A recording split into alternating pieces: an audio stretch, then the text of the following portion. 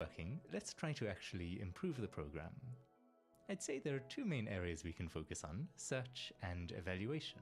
And let's start with search, because while that test was running, I've been looking back at some of this old code, and I noticed something nice and easy that we can begin with. So we're doing something here called iterative deepening, which is a fancy name for just first searching one move ahead. Then if the search hasn't been cancelled yet, we increase that to search 2 moves ahead, and so on. And that way, no matter when the search is cancelled, we'll always have the move from the previous iteration ready to play. At least, that's what I thought when I wrote this. I thought that once the search is cancelled, we just have to throw away all the work from the current unfinished iteration, because how could we trust what it says is the best move, when it hasn't looked at all the possible moves yet?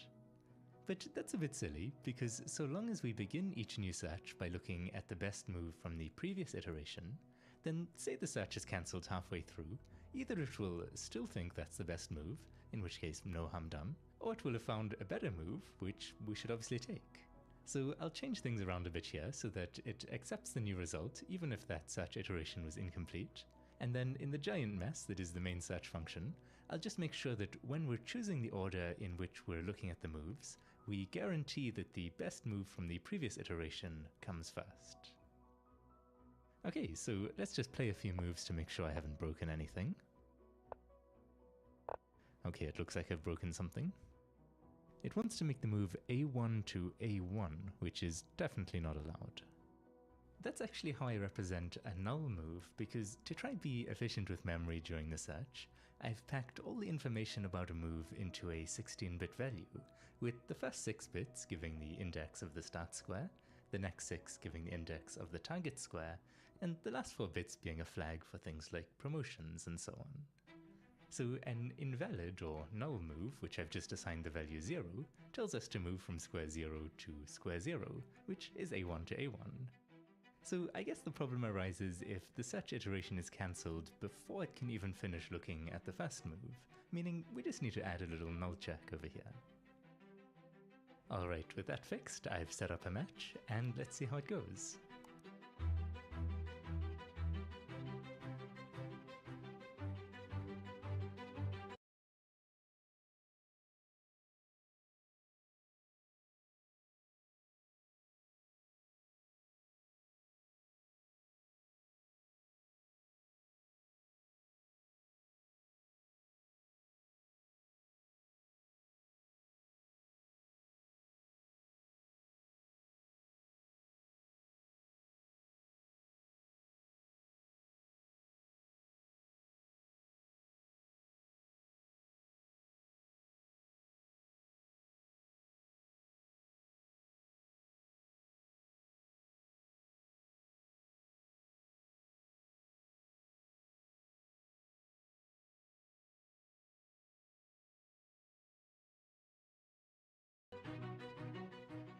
Okay, the results are in for version 2 versus version 1, and we have 141 wins to 836 losses.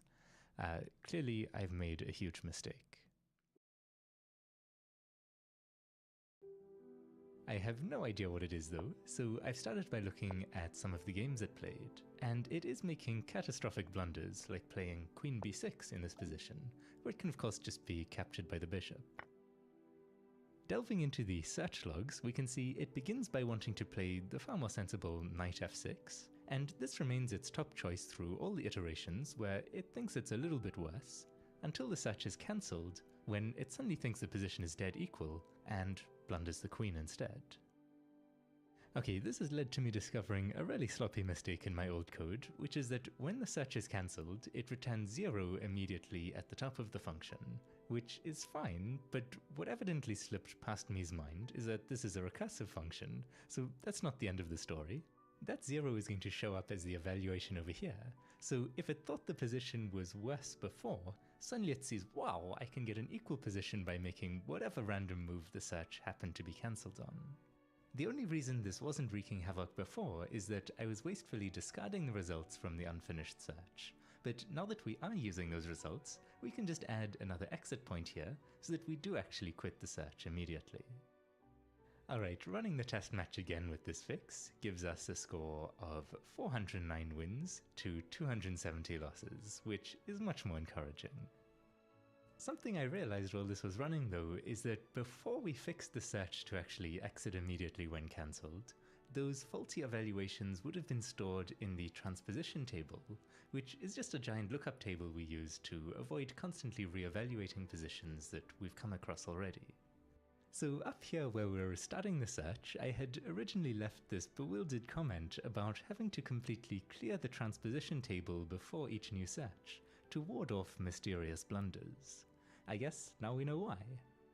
I am very excited to delete this horrible little line of code, and now with the stored evaluations persisting across moves, the search should be a lot more efficient. So let's run a test against our previous version.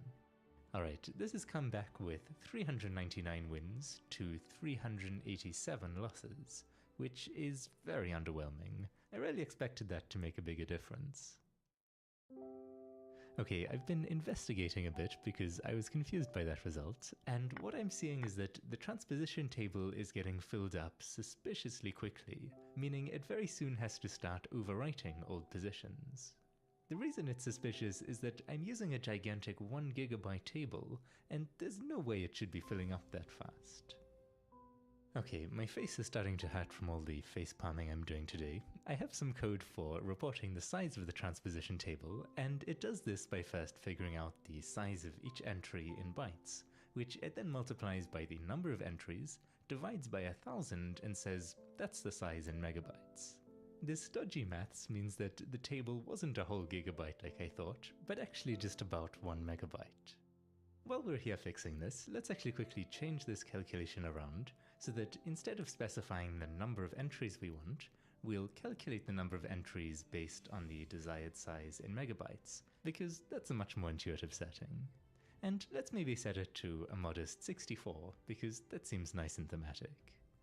I'll then try this out again on the same position, and we can see that it's filling up a lot more slowly now. So I'll run the match once more with the new 64 megabyte table, and this time we get 386 wins to 246 losses. So a fairly significant upgrade. Now, I think always testing against the most recent version is a good way to judge if the program has improved, but to keep track of our overall progress, I also want to keep a record of how each version compares to the original version 1. So far we have version 1 against itself, not terribly interesting. Then there's version 2, which no longer wastes the result of incomplete searches. And now we can add our latest build with the fixes to the transposition table, and against version 1, that is scoring 484 wins to 218 losses.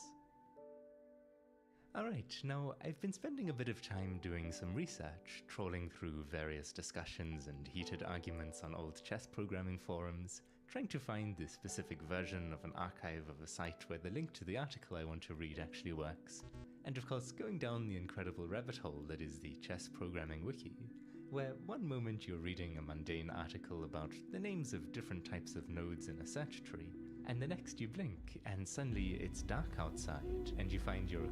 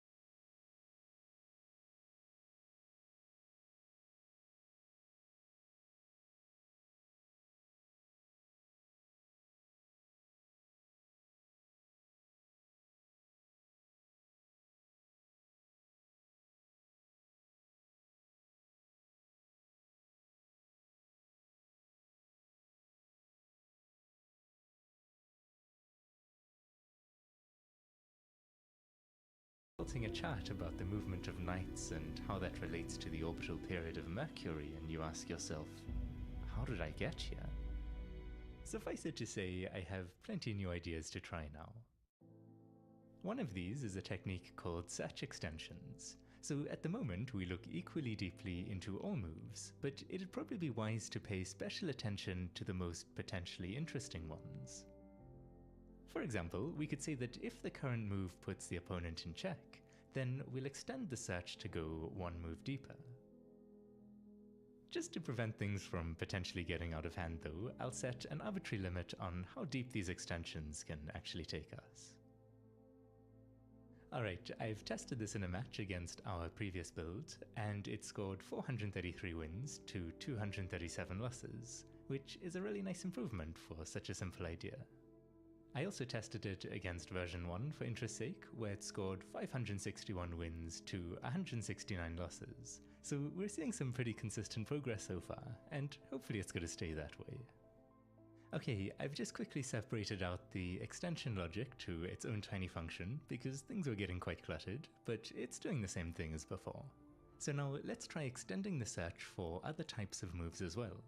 For example, if a pawn is on the verge of promoting, we should probably keep searching to find out whether that's going to be successful or not. So let's find out what type of piece was moved, and also what rank it was moved to, and then we can just write a little if statement that says if we've just moved a pawn and it's now on the 7th rank, so index 6, or the 2nd rank, which is index 1, then we'll want to extend the search by one move. And let's see if this extension also makes such a big difference. It made a big difference, alright. We're now getting 107 wins to 610 losses. That's very unfortunate. Okay, I was about to delete this code when I realized I've actually blundered my brackets here. The problem is just that AND has a higher precedence than OR, so we're not actually testing if a pawn has reached either the 7th or the 2nd rank, but rather if a pawn has reached the 7th rank, or something has just moved to the 2nd rank. So that means we're extending loads of totally uninteresting moves and wasting an enormous amount of precious search time. So let me fix that quickly and run the match again. Okay, this time the score has ended up at 337 wins to 273 losses. Not nearly as big a difference as the check extension, but definitely helping out a little.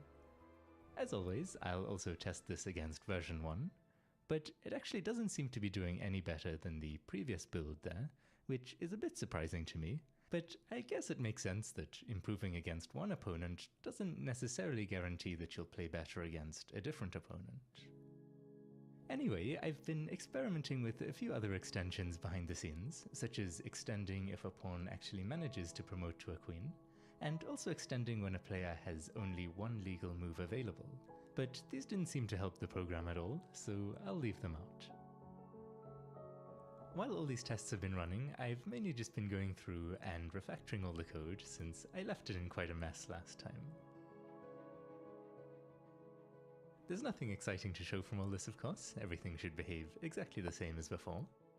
Except that's not how chess works. What have I done? Okay, this first move advantage is getting out of hand. Fortunately, I was able to enlist the help of a professional bug hunter, who was very helpful in fixing the problem. Alright, so with the code tidied up and everything behaving again, let's get back to making the engine stronger. We've spent a bit of time improving the search already, so let's work on the evaluation a bit for a change. At the moment, our evaluation function considers just three simple terms. The first of these is the amount of pieces on the board, so it adds up the number of pawns multiplied by the value of a pawn, plus the number of knights multiplied by the value of a knight, and so on. And of course, these are just very generalized estimates of what each piece is worth. The second term takes into account where on the board each piece is located. So for example, these are the square scores for knights, meaning that knights on more central squares will be valued more highly, since they're able to control more squares. Finally, the third term is this mop-up score. Basically, when we have an advantage in the endgame, we want to encourage the king to move closer to the enemy king, to help push it to the edge of the board where it's easier to deliver checkmate. Here's an example of that term in action. Now, I think the program plays surprisingly well for having such a limited understanding of the game, but let's try giving it some extra knowledge to work with. To begin with, let's take a look at those square scores again, this time for the king. We can see that these scores are simply encouraging the king to find shelter on either edge of the board, and discouraging him from charging into enemy territory, because he's not a very good fighter. Once the dust of the opening and middle game has settled though, and we move into the endgame phase with not so many scary pieces left on the board, the king should stop cowering in a corner and start thinking about being useful for once in his life by supporting the advancement of the friendly pawns, or getting in the way of the enemy pawns. So I have a second table of king square scores here to entice the king to move more towards the center of the board, and we can just blend between these two tables based on the number of remaining enemy pieces. I actually started implementing this last episode already, but ended up leaving it out because I felt like the king was being a bit too aggressive, and I didn't have the energy to tweak and test it. Now that we have this nice little testing framework though, we can just let the match run and see how it goes.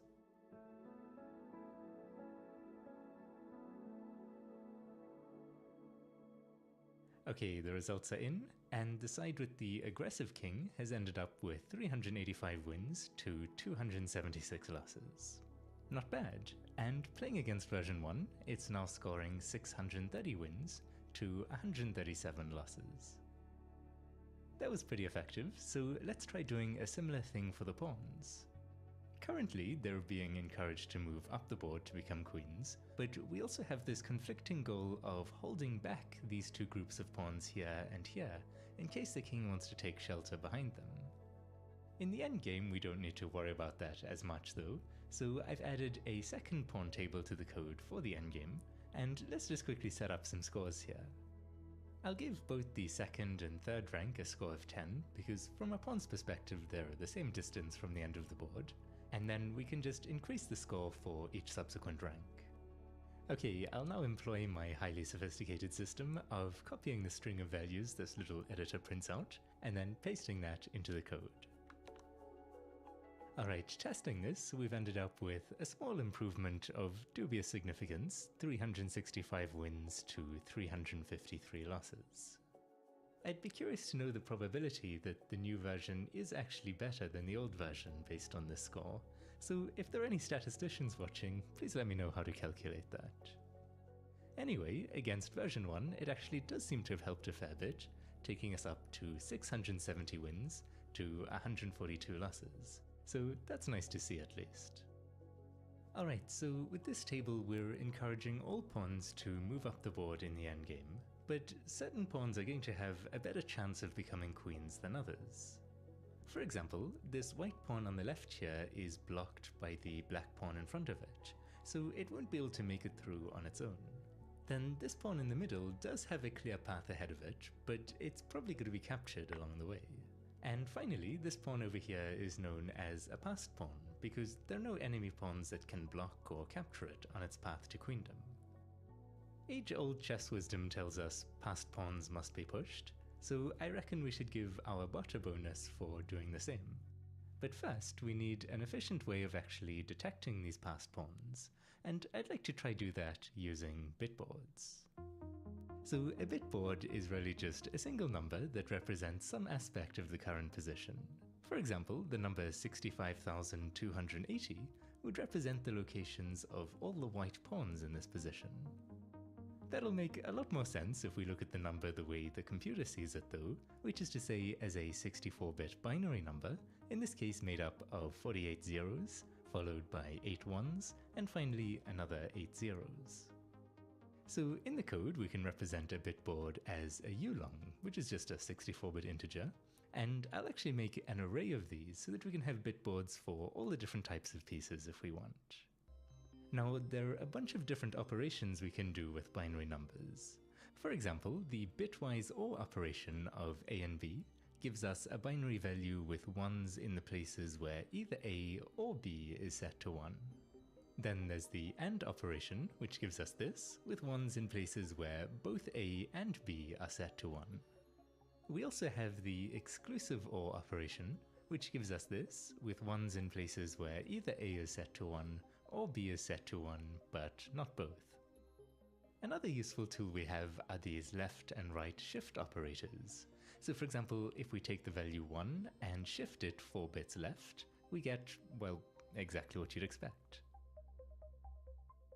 So in the code, when we're loading in all the pieces for the starting position, we can look up the bitboard that corresponds to the current piece type and do a bitwise OR operation on its current value with the value 1 shifted over by the index of the square that piece is on, and that will set up all our bitboards. Of course, we also need to update them whenever a piece is moved, so over here we can just look up the bitboard for the type of piece we're moving and use the exclusive OR operation this time to toggle the bits so that the starting square gets set to 0 and the target square gets set to 1. Also, if this move captured a piece, we'll need to make sure that on the bitboard of the captured piece type, the target square is toggled to 0. I think that should work, but let's try it out to make sure. So I'll move this pawn up, and we can see the start square was toggled off and the target square toggled on. Let's also make sure that captures are working, so I'll let the knights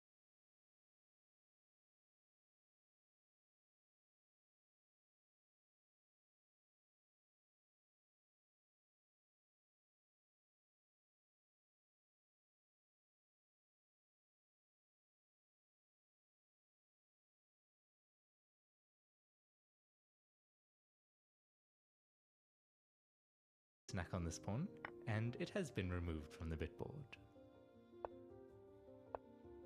So this seems to be working well, although I just realized something actually. There's that pesky en passant move, of course, always making my life just a little bit more difficult. Alright, I've been working on this for a while, and I think I've covered all of the edge cases. We do only need the pawn bitboards at the moment, but I got a little carried away and created this test interface here, so we can easily flip through the bitboards for all the different pieces and make sure they're working. Let's test that en passant capture first, so I'll set up a position quickly, and that's looking good. Another edge case is castling, because of course when the king moves we need to update not just its bitboard, but the rook's bitboard as well. And then finally, if a pawn promotes to a queen for example, then that promotion square needs to be added to the queen's bitboard and removed from the pawn's bitboard. We can also do things like have one really long line of code that ORs together all the bitboards of the white pieces for example, and that will give us a single bitboard telling us the location of every white piece, which could maybe be useful in the future. I don't know, I'm just messing around a bit here. To be clear though, this bitboard can't tell us what type of piece is on each square, which is why we need multiple bitboards to fully represent the position. This actually reminds me of a really great video by Tom7 where he creates all sorts of strange chessbots, one of which is piece blind, meaning it just gets two bitboards, one for the white pieces and one for the black pieces, and has to try figure out what to do from there. Anyway, if you haven't already left to watch that far more entertaining video, let's finally get to work on the passed pawn detection we wanted to do. So to tell if this is a passed pawn for instance, we need to look at these squares in front of it and see if there are any enemy pawns there. So let's try calculate a bit mask that covers this region.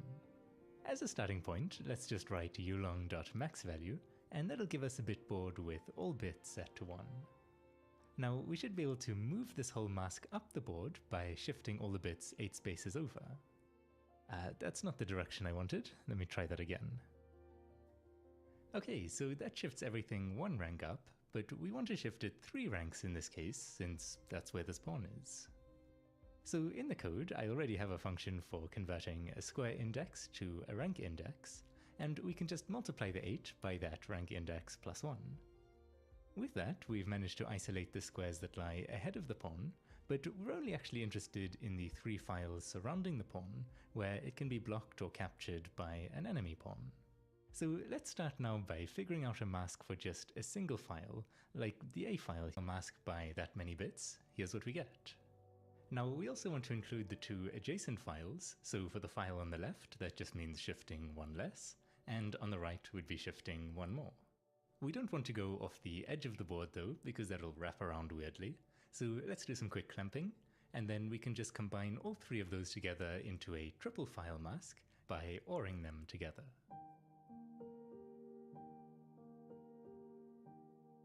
Okay, so we're pretty much done. We just need to combine the two masks into one. So let's take that forward mask we calculated earlier and return that, but ANDed with the triple file mask, so that only where both masks have their bits set to 1 will actually end up as 1. And after all this messing about, we've managed to create the passed pawn mask we wanted. Behind the scenes, I've also made a version for the black pawns going in the other direction. Okay, now to make use of all this, I've written a little function that evaluates passed pawns. So for each of our pawns on the board, we get the appropriate passed pawn mask, which has been pre-computed and stored in an array, and then we can simply AND that with the enemy pawn bitboard, and if that results in 0, it means that no enemy pawns are in the way, and so it is a passed pawn. Calculating it like this should be pretty efficient, since we don't need to loop over all the enemy pawns to find out if they're in the way, or anything like that. Anyway, we give each of these passed pawns a little bonus, and here are the bonus values I've chosen. So we have 90 if the pawn is 1 square from promoting, 60 if it's 2 squares from promoting, and so on. Now, these numbers have been pulled from thin air, so we should actually test and tweak them at some point to try figure out what values would actually work best. But for now, let's just run a little test match and see how it goes. Alright, we've ended up with 415 wins to 325 losses, which is a decent improvement, I'd say. And against version 1, we can see a rather modest improvement over last time with 687 wins to 137 losses. Now, a passed pawn is even more valuable if it's protected by another pawn, because obviously that raises its chances of surviving, so I've added some code for detecting and rewarding that, but mysteriously it's actually just made the program play a little bit worse. So let's try something else instead. In this position, white has 2 pawns that are isolated, which just means that there are no friendly pawns on the adjacent files that could ever support them, and in general these are a bit of a liability. We can very easily use our bitboards again to test for these isolated pawns, and apply a penalty depending on how many there are. Trying this out in a match, we get a modest 396 wins to 341 losses against the previous version, and against version 1, we're now up to 717 wins against 139 losses. Alright, so we've improved the evaluation function a tiny bit, but now that we have all these bitboards set up, I'd like to try using them to speed up our move generation using an interesting technique called magic bitboards. Beginning with the rook, I've so far just calculated a bitboard for each of the 64 starting squares, which simply tells us which squares the rook is able to reach from there. That's assuming the board is completely empty though. Of course, in reality, there's usually going to be some annoying pieces getting in the way. What we're aiming for here is to be able to take this bitboard of all the pieces that lie along the path of the rook and use it as a key to look up what moves the rook is legally able to make. So essentially, we want to pre-compute the legal moves for every possible arrangement of blocking pieces,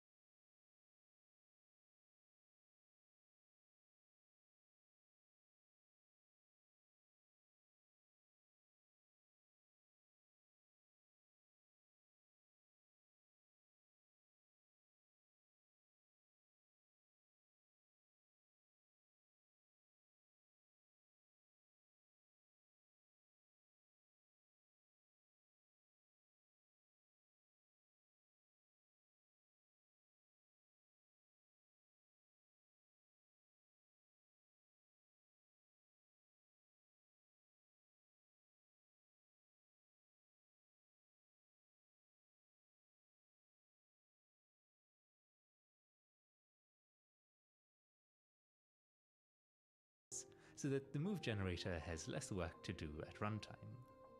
Now, technically, only the first piece that the rook encounters in each direction is actually blocking its path. Any pieces after that are irrelevant.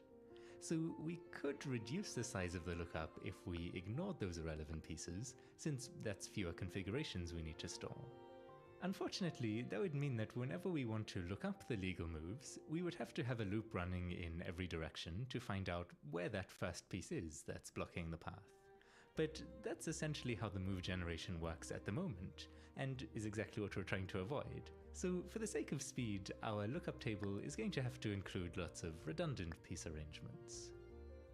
Anyway, that means that our task now is to figure out all the different possible arrangements of pieces along these 4 directions. The way I'm thinking about this is that we're essentially counting in binary. So for example, this would be 1 in binary, and we can see that up here. And so this would then be 2, this would be 3, 4, 5, 6, 7, and so on. But remember, we don't care about these squares, only about the squares where the rook can potentially move. So instead, we're going to say that only places where this movement mask is set to 1 are actually valid binary digits. So in that case, this would actually be 1, since that's the first valid place according to the movement mask. And so this would then be 2, this would be 3, 4, 5, 6, 7, 8, 9, 10, 11, 12, 13, 14, 15, 16, and so on, for all 16,384 different possibilities. So that leads us to a nice and easy way to implement this in code, which goes like this. We're given the movement mask, and we start by just creating a list of the indices of all the bits that are set to 1 in that mask. So for this mask, for example, that's index 4, index 12, index 20, and so on. Now, the total number of piece arrangements we're going to have is simply however many numbers can fit in that many bits, which is just 2 to the power of the number of bits. We're then going to count from 0 up to the total number of possible piece arrangements, and for each of them simply take the current number and shift each of its bits into the valid places. So just as an example, say we're on number 13, which in binary is 1101, all that the code does is shift those bits into these places here like this, and that represents this arrangement of pieces. So using that code, we can now browse through all the different patterns. So here we've landed on 4081, then here is 10,815, and here's where it ends. Okay, so what I've done now is just made a gigantic dictionary by looping over every square on the board, then generating all the arrangements of pieces that could block the rook's movement from that square, and finally just figuring out what legal moves the rook would have in each of those cases, and adding that information to the dictionary. So now, given the square the rook is on, and the current arrangement of blockers, we can just directly look up the bitboard of legal moves, and we can see that seems to be working. One important detail though is that these blockers are all being treated like enemy pieces, meaning the rook can move onto them to capture them. So we'll need to add a fix for friendly pieces later on. But anyway, since we're treating them like enemy pieces, that actually means that for the last square in each direction, it doesn't matter if there's a blocker there or not, the result will be the same regardless. And so we don't need to include those in the piece arrangements we're generating, which greatly reduces the size of our lookup table. Another important detail is that if I try place a blocker somewhere over here, for example, that's going to break everything because it's not a pattern that we included in the dictionary. So in the move generator, when we want to actually figure out what moves a rook is able to make from a certain square, we first combine the friendly pieces and enemy pieces into a single bitboard, and then AND that with this mask here.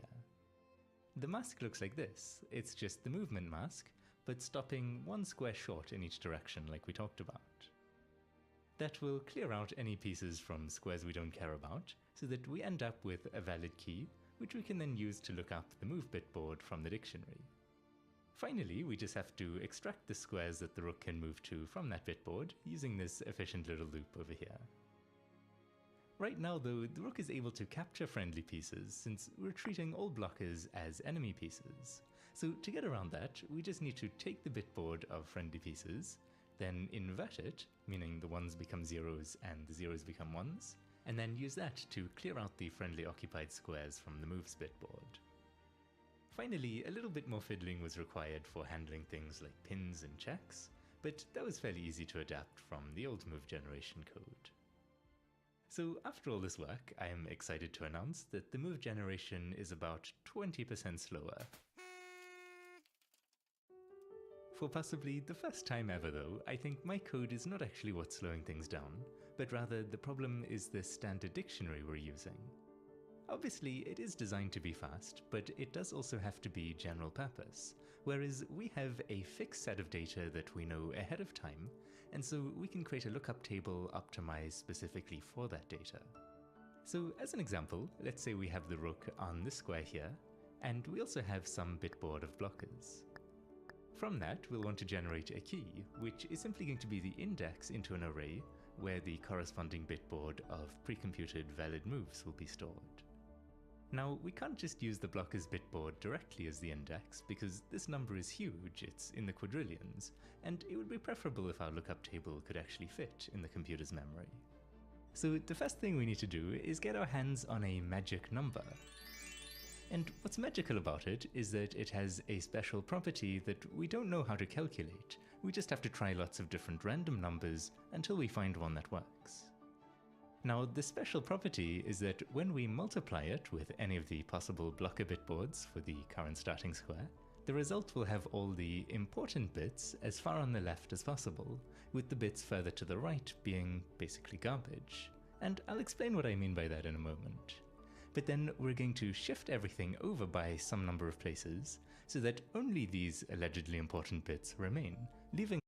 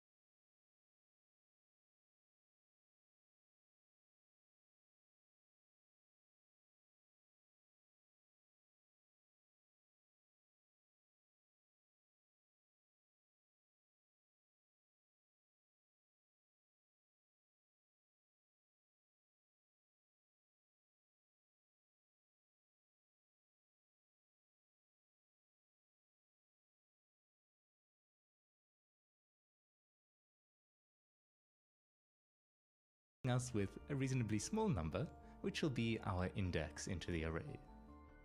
So this bitboard of moves we have here is going to be stored at index 131, and assuming that our magic number and our shift value were well chosen, then this index will be unique to this particular move bitboard. So when I talked about some of the bits being important and some being garbage, the garbage is just all the bits to the right that we can get rid of and still end up with a unique index. So as we've seen already, this moves bitboard will be stored at index 131. If we remove this blocker over here though, we get a different move bitboard, and that's going to be stored at index 127. Then this one will be stored at 895, this will be stored at 383, and so on. The point is just that the indices are unique, so that we don't end up overwriting one of the values in the lookup table with a different value. Of course, we can only guarantee this unique mapping because we know all of our data ahead of time, meaning we can literally just keep trying different magic numbers until we find one that works. However, finding a single magic number that works well for all 64 squares the rook could be on is not really possible, so we can simplify the task by just having a separate magic number and array for each of the 64 squares. Okay, so here's what running the brute force search for the magic numbers looks like. And you might notice I'm also generating magic numbers for a lookup table of bishop moves, which works exactly the same way as the rook. Now, we can see up here that the rook's lookup table is around 2 megabytes in size, but that will actually get smaller if we let this run for longer, because it will gradually stumble across better magic numbers that allow the data to be packed into smaller arrays. So after letting this run for a while, I simply saved the result to a file, and then pasted that into these arrays here.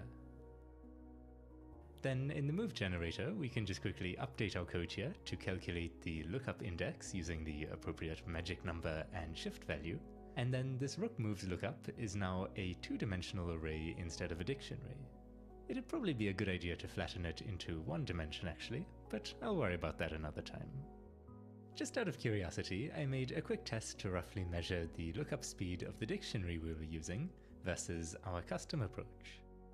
So accessing the dictionary is taking 762 milliseconds, and that's for many millions of lookups of course. And then doing the same number of lookups with our magic bitboard approach takes just 53 milliseconds. So that's nice to see.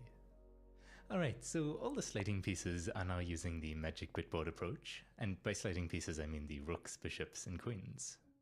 I have updated the pawn moves to use bitboards as well, although that just requires shifting some bits around, there's no magic lookups involved there. I haven't actually fully tested the pawn's move generation yet, but I'm pretty confident it works. Okay, never mind, apparently it's completely broken. It turns out what I missed is that pawns now have a new sneak attack where they can warp around the edge of the board and capture enemy pieces on the other side. A pretty cool feature if you ask me, makes more sense than en passant at least, but I will sadly have to remove it. Okay, so let's take a look at how much we've managed to actually improve the speed of the move generation in total. Running this full test suite originally took around 22 seconds to complete. And this old version used a list to store moves, so something I tried while I was testing all this bitboard stuff is simply changing that to a fixed size array, initialized with the maximum number of legal moves in any position, which from a quick internet search appears to be this rather outlandish but technically possible position, where white has 218 legal moves. This change took running the test from 22 seconds down to 18. I then read some advice online about creating the move array using this stack alloc expression to avoid having the garbage collector poking its nose into our affairs. This does make things a little clunky because instead of simply asking for the moves and receiving them, nice and elegant, we now first have to allocate some memory on the stack and then give that to the move generator to store the moves in. The move generator will also then slice off the unused space, because on average there are about 31 legal moves in a chess position, not 218, so that ultimately we end up with just the actual moves. I don't really love this code, so I was a bit upset to see the test time go from 18 seconds down to around 15.5. I guess I'll just have to learn to live with it. Anyway, the final thing of course was implementing all that magic bitboard stuff. And that has brought the time down again to around 9.5 seconds. Let's find out now if this faster move generation actually translates to playing any better. So against the previous version, it has scored 447 wins to 275 losses, which is not too bad. And against version 1, we're now getting 792 wins to 89 losses. Honestly, we probably could have made bigger improvements focusing all this time on other areas, but I feel like I learned quite a lot from the process, so I can't complain too much. Anyway, let's just try a few more quick things before we call it a day. One thing I've been tinkering with is the order that moves are searched in. For example, captures used to be ranked purely by the difference in the value of the pieces involved, so we'd consider capturing a queen with a pawn before we'd consider capturing a pawn with a queen. Which makes sense, but now I am also using this bitboard of squares that the enemy attacks, which is created for detecting checks during move generation, to make a reasonable guess about whether the opponent can recapture the piece on the next move, and obviously if they're not able to, then that's generally preferable. Another thing I've been experimenting with here is a technique called killer moves. The idea is that inside of the search, whenever we encounter a move that's so good it causes us to reject the current line of the search, we record it as a killer move. And so for the rest of the search, even though we're not looking at the exact same position anymore, if it's still possible to play the killer move, we'll give it a high rank because there's a chance that it's still really good. Just as a slightly simplified example, in this position if white plays bishop takes bishop, black's best response is queen d1 checkmate. If instead white captures the bishop with the knight, black's best move is still checkmate. And if instead white captures the bishop with the queen, well, you get the picture. Queen d1 is a very good move in many variations of this position, so by giving it priority in the search, we can more quickly reject white's bad moves and hopefully find something that actually does defend against the threat. Okay, let's see how this does. So against the previous version, we have 477 wins to 221 losses. Pretty good. And against version 1, we're now scoring 851 wins to 51 losses. Another technique that ties into what we've been doing is something called late move reductions. The idea is that if our little move ordering scheme is working well, then the best move should be among the first few moves that we search, at least most of the time. So once we've finished with those first few moves, we're going to search the remaining moves at a shallower depth, because we assume they're probably not very good. However, if the evaluation turns out to be better than everything we've looked at so far, then we will have to search that move again at the full depth to get a more reliable evaluation. Hopefully though, those repeated searches will be infrequent enough to still speed things up overall, and hopefully that increased speed will outweigh the danger of the reduced search mistakenly thinking that a good move is bad just because it couldn't see far enough ahead. That's a lot of hoping, so let's see if it works out. Against the previous version, we're getting 397 wins to 238 losses, which I'm happy to see, and against version 1, we're now up to 873 wins to just 26 losses. Now, I've been idly watching some of these test games as they whiz past, and I happened to notice something a bit concerning. Every now and again, the program would be completely winning, but instead of making progress, it would just shuffle back and forth until the game ended in a draw. After a painful amount of debugging, I finally realized that this is probably because I'm only testing for repetitions against positions that have actually occurred in the game, whereas I should also include positions that occur inside of the search. So I've just made a crude little repetition table that handles that. I've then tested it against version 1 to see if that fixes the issue, and it at least seems to be helping a lot because we're now getting 898 wins to 27 losses, with the number of draws coming down from 101 to just 75. I would really like to beat the original version 100% of the time, but I'm going to leave that goal for the future because I'm beginning to see chess pieces in my dreams at this point. But first, I do want to get this little bot running on Lichess, so we can get an estimate of how good it is. To begin with, we need to convert our chess program, which is running inside of the Unity game engine, to a simple console application. I'm only really using Unity for rendering these cutting-edge graphics we have going here, so converting it is as simple as just taking this folder of core scripts and dragging it into a Visual Studio project, and then just deleting the occasional unityengine.debug.log sprinkled throughout the files. Now, in this main function, we'll just keep looping until a quit command is received from the console, and simply forward any other console messages to the engine. I've then written an extremely crude and incomplete implementation of the Universal Chess Interface, which is a protocol for communicating with chess engines. So the communication between us and Lichess is going to go something like this. Lichess will say UCI, and we'll respond UCI OK. Lichess will then say UCI new game, followed by is ready, and we'll say ready OK. Then Lichess will tell us to set up the start position and give the go command, followed by the amount of time remaining for white and black in milliseconds. We'll then figure out what move we want to make and respond with this notation, simply the square we want to move from, followed by the square we want to move to. Once the opponent has responded, Lichess will send a new position command and give us a list of the moves played in the game so far. Then another go command with the updated times, to which we'll respond with the next move we want to make, and so on it goes. So let's now create a Lichess account to play on, and I think I'll simply call it the Coding Adventure bot. I agree that I will at no time receive assistance from a chess computer. Okay, but what if I am a chess computer? Checkmate.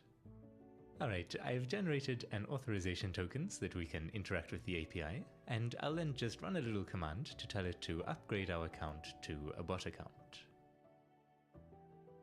If we visit the website now, we can see there's a cute little robot icon over here, and also a big bot label next to our name, so everyone knows that we're not human. Now, our little robot's actually not going to be talking to Lichess directly, but rather I'm going to use this super helpful Python repository to act as our go-between. So after downloading that, all we need to do is drag the compiled chess program into the engines folder, and then open the config file, and in there we just put our super secret access token and specify the path to the chess engine. We can also customize all sorts of settings, such as whether our bot can play variants like anti-chess, atomic, and so on, which it sadly can't, although that might be fun to add at some point. Then, just for the first few days, I think I'll restrict the time controls to Bulletin Blitz games only, just so that it can hopefully get a chance to play lots of different opponents.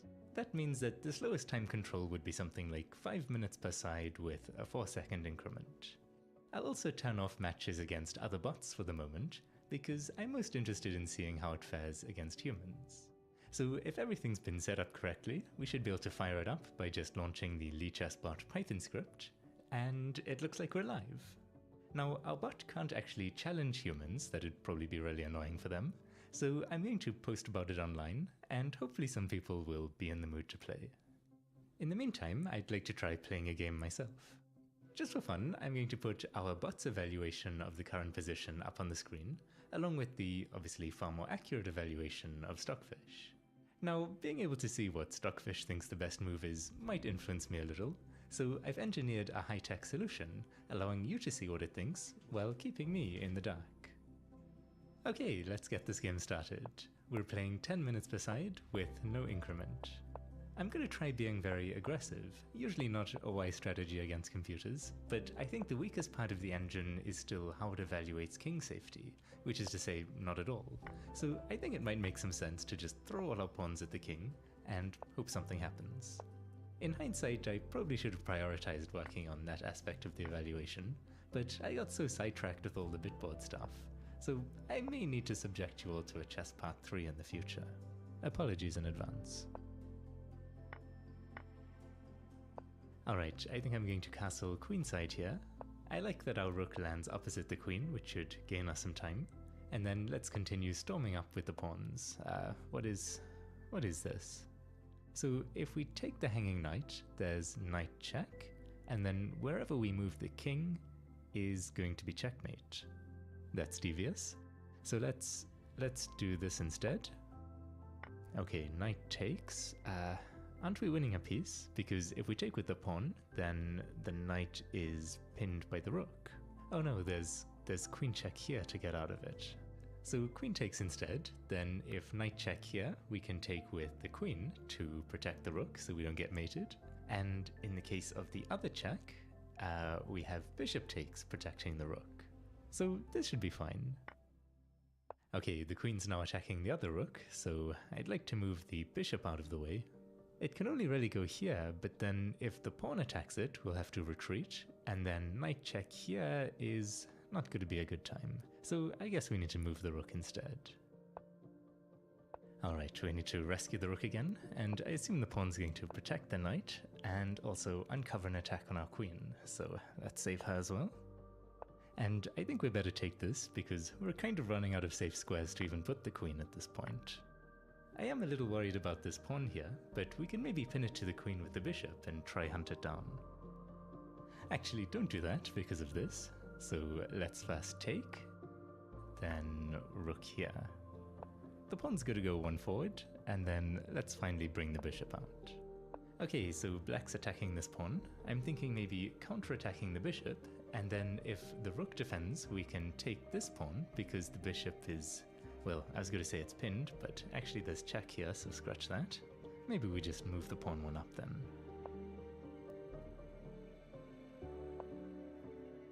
I want to get back to charging these pawns up the board. I feel like our plans were derailed somewhat, but I think we can resume our attack. Hold on, I'm about to blunder this bishop check again. Okay, but now our attack is officially back on.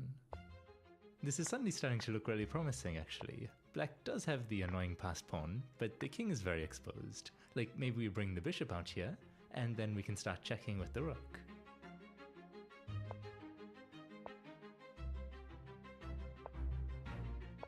Okay, I'm very tempted to bring the rook up here. There is queen check, king here, queen takes. What if we just keep running though, so king here? This seems pretty dangerous, but also kind of interesting. I'm gonna try it.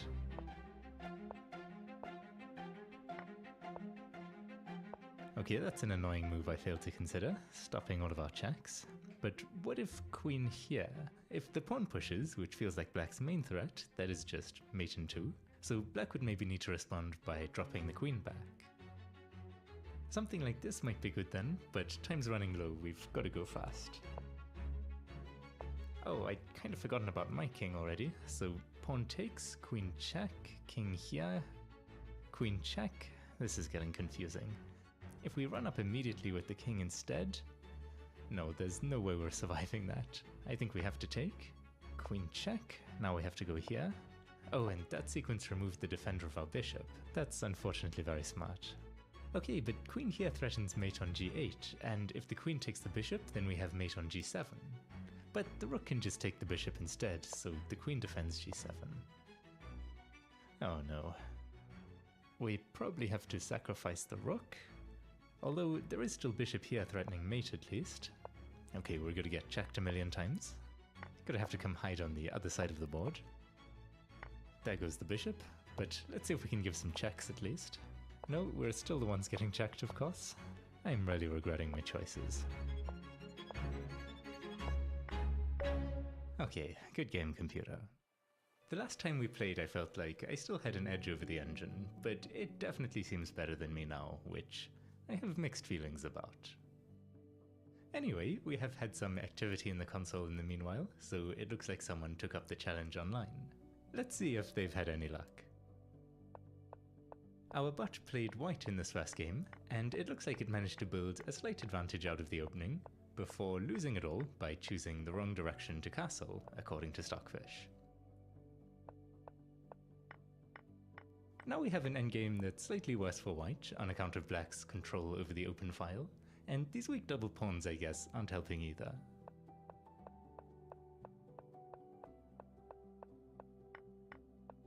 Black slipped up a little here though in trying to put pressure on this pawn, because white can simply defend it, and now the rook is actually stuck in this little cubbyhole. The king urgently needs to come around to defend the rook from b3, but a few moves later and it's too late. Defending from this square is not going to work, because the bot is able to swing the rook around the back to chase the king away, leaving the rook undefended, and a few moves later we have checkmate. So thank you to the opponent for playing, and while we're waiting for some more games, I'm curious to see how the bot fares in a match against Stockfish itself. So I ran a match for 100 games, the result of which was, unsurprisingly, 0 wins, 0 draws, and 100 losses. Okay, we're getting crushed, so let's get our revenge by taking out the fish's queen. In a 100 game match with no queen, Stockfish was actually still able to win twice, which is a little scary. I'll give the queen back though, because maybe that was a little harsh, and for our last test, let's take away just a single rook instead. And the result this time is 31 wins, 8 draws, and 61 losses. So if there's one thing our little creation isn't lacking, it's room for improvement. Anyway, over the last few days it's played 270 games online, although only a fraction of those have been ranked games, so the ratings are still extremely uncertain. Right now though, it's just under 2300 at Blitz, which is roughly what I would have estimated, so I'm very curious to see if it remains in that region or changes dramatically. For anyone unfamiliar with Lichess ratings, a rough reference is that a total beginner is around 600, the average player is around 1500, and the best humans in the world are just above 3000. So I'll be keeping an eye on the Blitz rating, and as for Bullet, that is all the way up at 2600. My guess is that that's a bit higher than it deserves, because I have had the dubious pleasure of being obliterated in Bullet by players at that rating, and it felt a lot more hopeless playing against them than it does playing against the bot. For example, here's a Bullet game I played against it where I sacrificed a rook to destroy the pawn cover around its king. The bot is pretty pleased with its position at this point since it has an extra piece, but to human eyes, and fish eyes of course, White's vulnerable king is much more important than the extra rook busy doing absolutely nothing in the corner here. So I think that players better than me could probably exploit this king safety obliviousness to win a lot of games quite quickly. I, on the other hand, ended up missing a painfully obvious mate in 2 and lost the game. Of course, if the bot doesn't appreciate the safety of its own king, it also can't properly judge attacks on the enemy king. So here's an interesting game it played online, where back-to-back-to-back blunders left it with a very good position. But now, instead of realizing how this knight, in combination with the bishop and threats of the pawn promoting or the rook swooping in, have the white king in a serious pickle, it decided to just grab this pawn with the knight, and then wander off on some sort of side quest to harass the rook. White was then able to launch a swift counterattack against Black's king, and ultimately trap it in a perpetual check to rescue the game.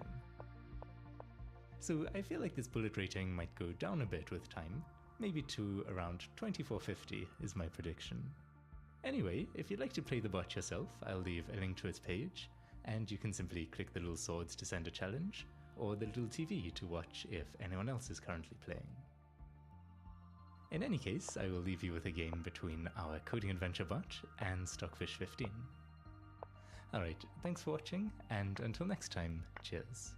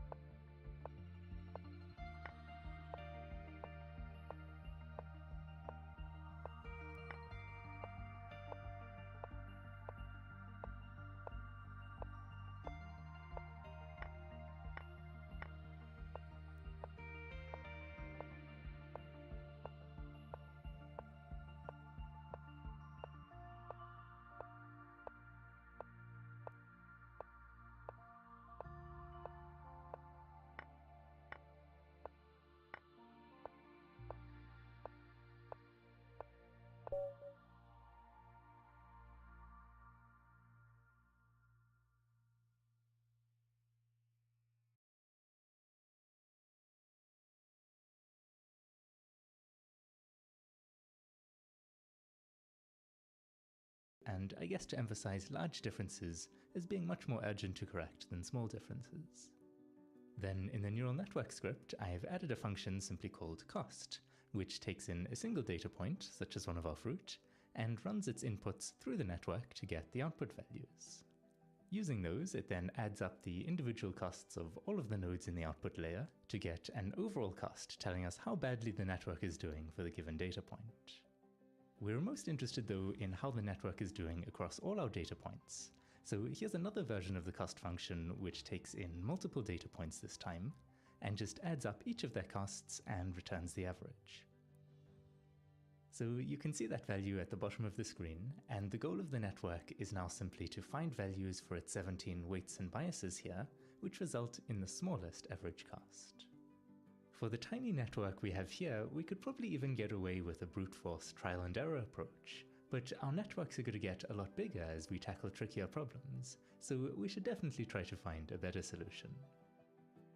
Let's simplify things by thinking first about this little example function, where similar to the task of finding the weights and biases that minimize the cost function, we want the computer to find the input value that results in the smallest output, or at least some reasonable alternative. And of course, we'd like it to do this in as few steps as possible, not just calling the function millions of times until it finds a good answer. Now, our solution is going to rely on calculating the slope of the function, so let's try writing some code to visualize it. We can approximate the slope very easily by first defining some tiny value, which I'll just call h, and then calculating how the output of the function changes in response to this tiny positive nudge to the input. The steepness of the slope will just be this change to the output divided by the change to the input that caused it. So as I said, this is just an approximation because we're technically calculating the slope between 2 points on the graph, but the smaller we make h, the closer our approximation will be to what the true slope would be precisely at the given input value. Anyway, we can then visualize the slope with a bit of code like this. Let's see how that looks. So the slope value is pretty intuitive. We can see, for example, that it's negative over here because the function is decreasing as the input increases, but it's getting closer to 0 as things level out, and once the function starts increasing faster and faster, we can see the slope value increases as well to reflect that. Now, for a function like this one, we could actually do some maths to directly calculate the points where the slope is 0, which would be super efficient and wonderful. But unfortunately, that maths just isn't viable when it comes to our actual neural network.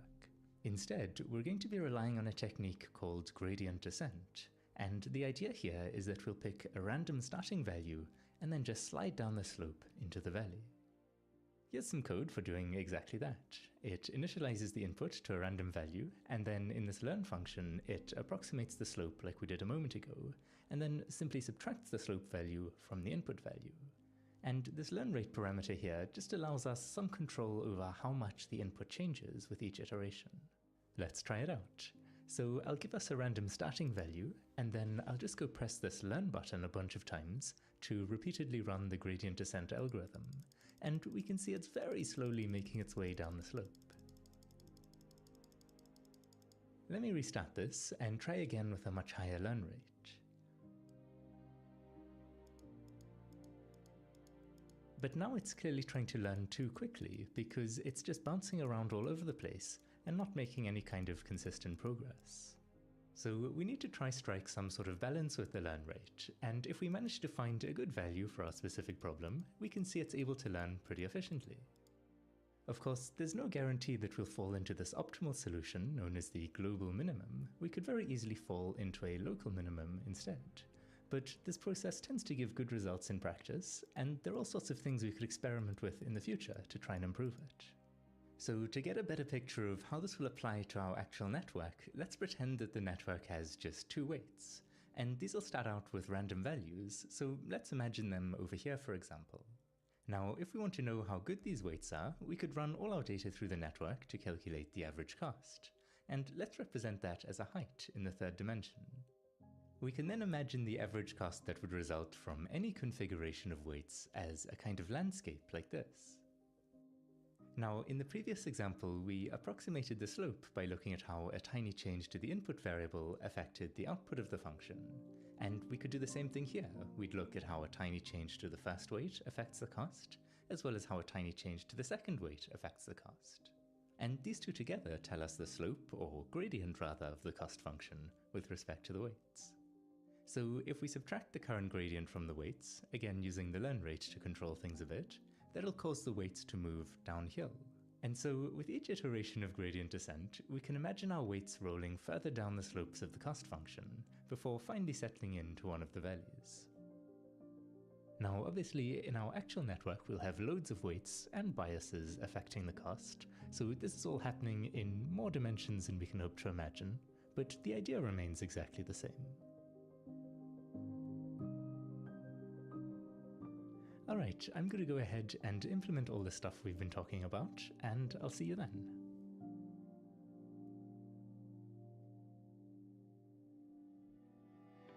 So, over in the layer script, I've added these 2 arrays for holding the cost gradients with respect to the weights and biases. Then we have this new apply gradients function, which takes in the learn rate, and it loops over all the weights and biases, and just subtracts the corresponding value from the gradient from each of them. I've also added a function for giving random starting values to all of the weights, which looks like this. Now, in the neural network script, we have this new learn function, which takes in all our training data, and it starts off by using that to calculate the current cost value. Then for each weight in the network, it makes a tiny nudge to that weight to measure how much that causes the cost to change, and it resets the weight after doing that just to not throw off the calculations for the rest of the weights. Then it calculates this value here, telling us essentially how sensitive the cost is to the current weight, and stores that in the gradient array.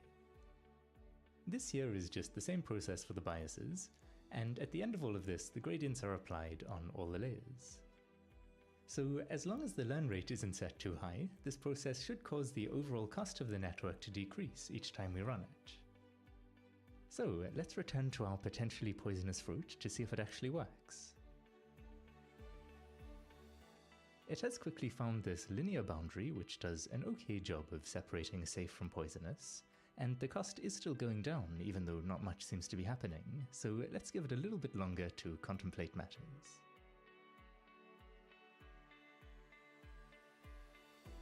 And at last, it's managed to perfectly classify the training data. So our neural network is learning, which is exciting. The problem we have now though is that it's excruciatingly slow. This is mainly because we're having to run the cost function for every single weight and bias parameter. And remember, the cost function needs to feed all of the data it's given through the entire network. So one thing we could try is simply to give it less data. When we give it all the data we have, we can see the cost goes down nice and steadily as it lands. But if we had hundreds of thousands of training samples, it would take a really long time just to complete a single learning iteration. Instead, if we just give it a tiny portion of the data each time, we can complete learning iterations much faster. This does make the learning process noisy because we can imagine our cost landscape will look a bit different for each mini-batch, so they won't all agree exactly on which way downhill is. But it does speed things up immensely, and the noisiness can apparently even be beneficial in a number of ways, for example in helping to escape the dreaded saddle point, which are regions like this, which can slow the learning process down dramatically. So this mini-batch technique is a big improvement, but by itself it's not enough.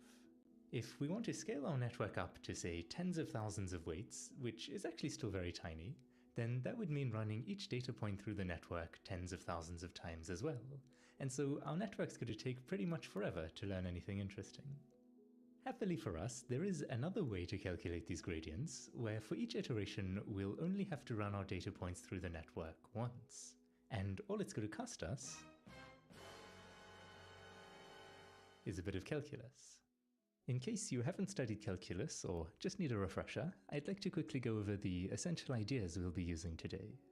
So as an example, let's consider this function f of x equals x squared minus 3x plus 4. Then here's our code from earlier for approximating and drawing the slope of a function, and we just want to figure out a more efficient way to calculate the slope, where we don't need to call the function multiple times. So let's consider this line first, which I'll write out in more mathsy notation over here. And let's just see where this takes us if we try patiently working our way through the calculation. First of all, we can write out this f of x plus h in full by just looking at our equation up here, and wherever there's an x, replacing that with x plus h, like so. And then from that, we want to subtract f of x, so let's write that out in full as well. Now, if we want to simplify this, we'll first need to expand it all. So x plus h squared comes out as x squared plus 2xh plus h squared, then we subtract 3x and 3h, we add 4, and finally subtract the rest of this stuff. And now we can see that this x squared and this negative x squared will gobble each other up, as will these two terms and these two terms. So once the dust settles, we've managed to simplify things quite a lot, and we can also see that h is a common factor in all these terms, so we could even neaten things up a little. That's as far as we can really take it though, so referring back to our code, we then calculate the slope by dividing this change in the output by the tiny change to the input that caused it. So let's write that out over here. Right away we can see that these two h's will cancel each other out, and we're left with just 2x plus h minus 3. Here's where things get a little weird though. We know that the closer h is to 0, the more accurate our approximation of the slope will be. We also know it can't actually be 0, because then not only would the change in the output just be 0, but we'd also be trying to divide everything by 0. Nevertheless, if our answer over here gets more accurate the closer that h is to 0, it makes sense intuitively at least that we should just remove h entirely. But we don't want to be put in math jail, of course, so let's be a bit careful about this. First of all, we should switch to a proper calculus notation, which looks like this. So this notation up here represents an approximation, whereas this is going to be our exact answer. We can then add this bit of mathematical legalese, which just says, as h gets closer and closer to 0, this thing we calculated, 2x plus h minus 3, is going to get closer and closer to being just 2x minus 3. So what we've calculated here is called the derivative of f with respect to x. And to see what it means, let's go back to the graph of our function and draw in its derivative as well. Now we can see here that where the derivative is 0 corresponds to where our function has 0 slope, and where the derivative is negative, that's where the function is sloping downwards, and so on. So the derivative is this super helpful thing that tells us the exact slope of our function at any input value. Let's quickly go into our code and create a little function which returns the derivative we just figured out, and then we can replace all the stuff here with just a single call to that derivative function, like so. Then to test it, let's try drawing the slope again, and it works perfectly. So we've managed to make the slope calculation more accurate and more efficient, with the only downside being that we do have to actually figure out the derivative of whatever function we're using. Just as another quick example, here's that function we used earlier when we were thinking about gradient descent, and here's its derivative. And we can see again how the derivative tells us exactly what the slope will be at any input value. Or put another way, how sensitive the output of the function is to a change in the input. Okay, so to figure out how all of this is going to actually help us, let's consider a ridiculously simplified network that has just 3 nodes connected by 2 weights like this. And let's write out quickly how this works. So the input node receives some input value, let's call that activation 0, and we then calculate the weighted input, Z1 for short, which is just the input multiplied by the weight plus some bias value. Next, we calculate activation 1 simply by passing the weighted input into our activation function. We then do the same thing to calculate Z2 and finally A2.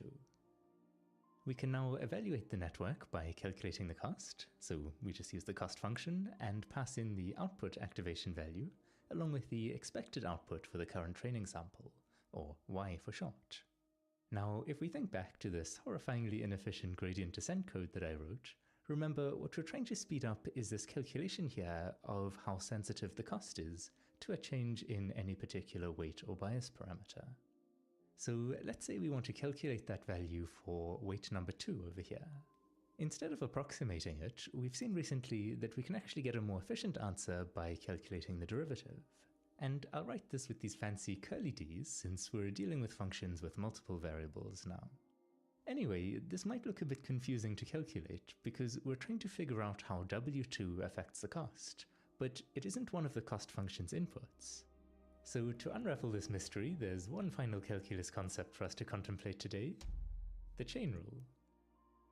The chain rule tells us to simply look at how W2 affects Z2, which we can write out like this, and then look at how Z2 affects A2, which I'll write out over here as well, and finally look at how A2 affects the cost, which once again I'll write out over here.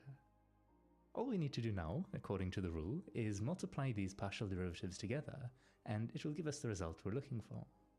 We can even kind of see that this is true, because if we think about how fractions cancel out when you multiply them, this gives us the correct result.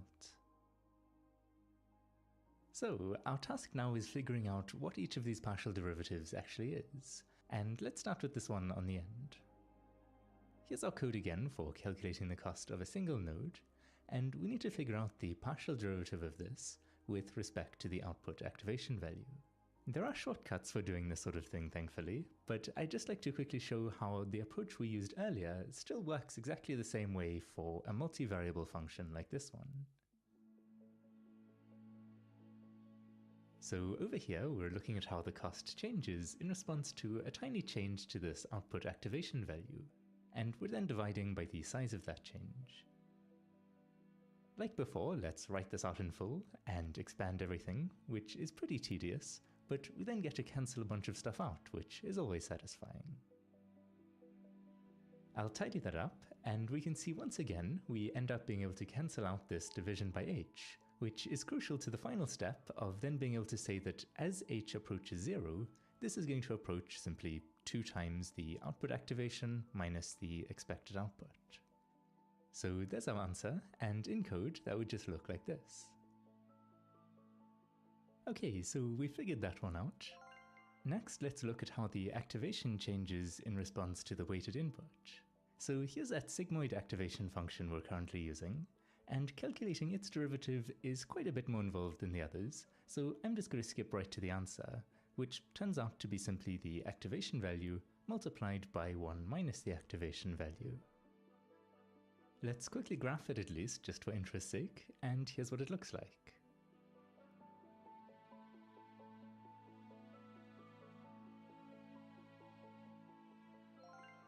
Alright, for this last one, we want to know how the weighted input changes in response to the weight. This one's very easy because if we just look at our equation here, we can see that the amount of effect that a change to the weight will have on the weighted input depends entirely on the input, which is this a value here. For example, if a is 0, then changing the weight would have a 0 effect, whereas if a is 10, then changing the weight would have a 10 to 1 effect, and so on. So that's our answer. We now know how the cost is affected by the second weight, we just need to figure out the same thing for the first weight. So here's the partial derivative we want to calculate, and if we just look at how the first weight ends up affecting the cost, we can again use the chain rule to figure this out. Taking a closer look, we can see that these two partial derivatives on the end are the exact same as these two, so we know those already. Then over here, this is the same thing as this, just taking place in a different layer, so we already know how to calculate it. And it's the same story with this one being the same thing as this, just again in a different layer. So all we need to worry about then is how the weighted input changes in response to the input. But again, if we just look at this equation here, we can see that the amount of effect that a change to the input will have on the weighted input is determined entirely by the value of the weight. So there's our answer. And we now know how the cost is affected by both of the weights in our tiny network. Okay, I'm going to tidy these notes up a bit because it's time for our little network to grow up. This does mean that our notes here don't make total sense anymore, but they do translate fairly intuitively, I think, so they're going to guide us as we work through this.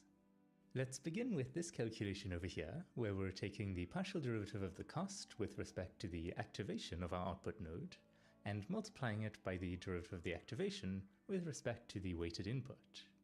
Of course, we now have 2 output nodes, and that just means we'll do the same calculation again, but using the activation of this other output node and its weighted input instead. So we end up calculating 2 separate values, which I'm just going to call our node values, because I'm bad at naming things. So over in the neural network script, I have started working on this little function, which takes in a single data point and runs it through the network. And I modified the layer code slightly so that when that happens, each layer stores all the information we're going to need, like the weighted inputs and so on. After that, it asks the output layer to calculate the node values, which it does just like we talked about. Alright, so we're now ready to figure out how each weight in the final layer is affecting the cost. So that means we'll actually be calculating 6 different values in this example, one for the weight of each of our connections here. To do this, we need to multiply our node values by this partial derivative here, which we figured out earlier was just the activations from the previous layer.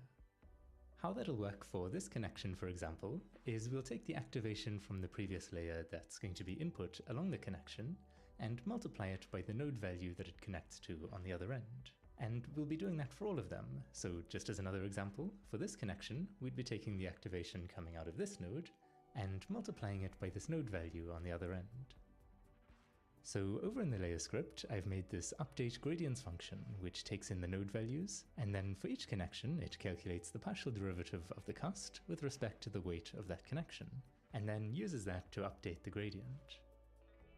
While we're here, we should actually also be updating the bias gradient. So to figure that out, let's quickly tweak our maths to be with respect to the bias instead. And we can see that we just need to multiply the node values by whatever the partial derivative of the weighted input with respect to the bias is.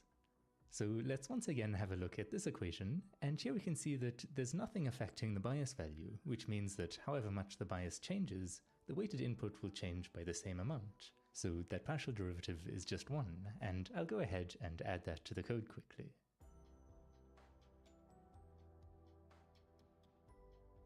Then back in the neural network script, we'll of course tell the output layer to update its weight and bias gradients using our new function.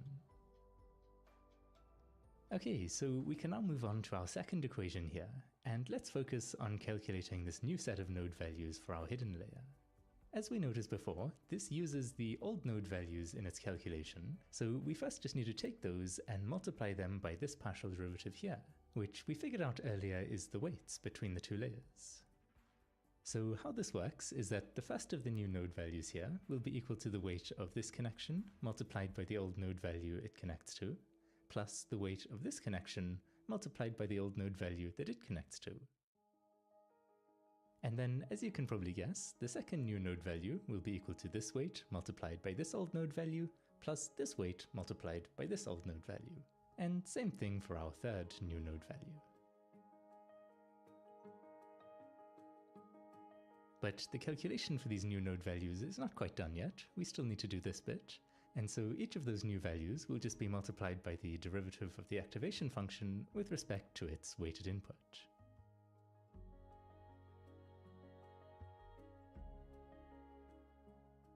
So here's our final addition to the layer script. This function takes in the old node values and uses them to calculate the new set of node values like we just talked about. Then let's head back to the neural network script to finish things up over there as well. So we can create our new node values here, and then just use those to update the gradients of the hidden layer.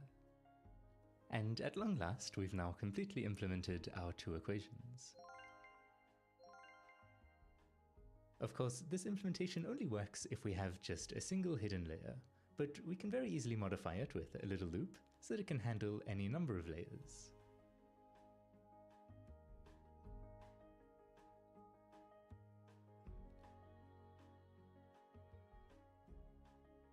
By the way, this approach of starting with the output layer and going backwards through the network so that we can keep reusing these node value calculations is known as the backpropagation algorithm. And as we can see, it's only running each data point through the network once. Or I guess we could call it twice, since it does have to go backwards through the network as well. But that's a huge improvement over having to do it for every weight and bias parameter like before. Anyway, now that we're able to update the gradients for a single data point, I've made a new learn function to replace the old slow one, and this takes in all the data points in the current training batch and adds up the gradients for each of them. After that, it just performs our gradient descent step by telling all the layers to apply their gradients. And remember, they multiply the gradient by the learn rate when doing that, so if we just divide the learn rate by the size of the training batch, that'll average out all the gradients that we added together. With that, our new learning code is complete, so let's go test it on some fruit. And it looks like it's working. Of course, there's many things we could still do to improve it. For example, one low-hanging fruit would be making it process all the data points in parallel, which I might actually quickly do behind the scenes. Okay, let's move on from the fruit at last and challenge our network to this classic handwritten digits dataset. We have 70,000 images on our hands here, all labeled with the correct answer, and each of these images is a minuscule 28 by 28 pixels, so that's 784 values in total, each ranging from 0, meaning black, to 1, meaning white.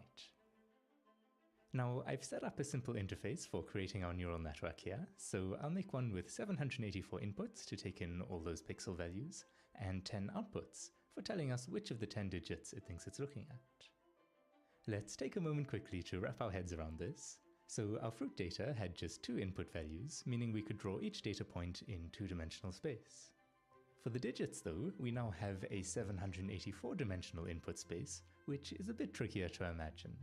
So let's just pretend it's in 3 dimensions instead, with each axis representing the brightness of a single pixel.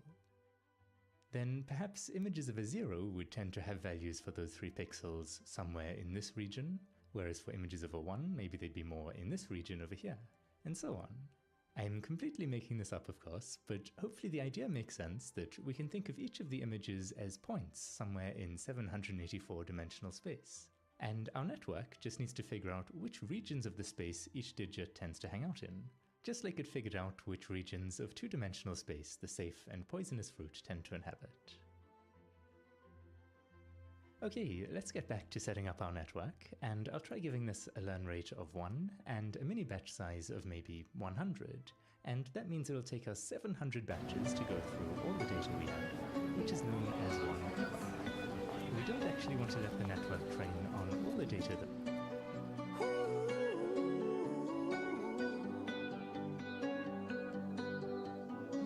Every time you come around, you know I can't say no. Every time the sun goes down, I let you take control. I can feel the paradise before my world implodes. And tonight had something wonderful. My bad habits lead to late nights, sitting alone, conversations with a stranger I barely know, swearing this will be the last, but it probably won't. I got nothing left to lose or use or do. My bad habits lead to white eyes staring into space, and I know I lose control of the things that I say. Yeah, I was looking for a way out, now I can't escape. Nothing happens after 2. It's true, it's true. My bad habits lead to you.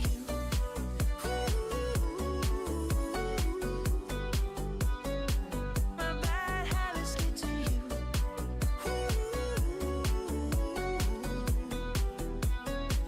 My bad habits lead to you.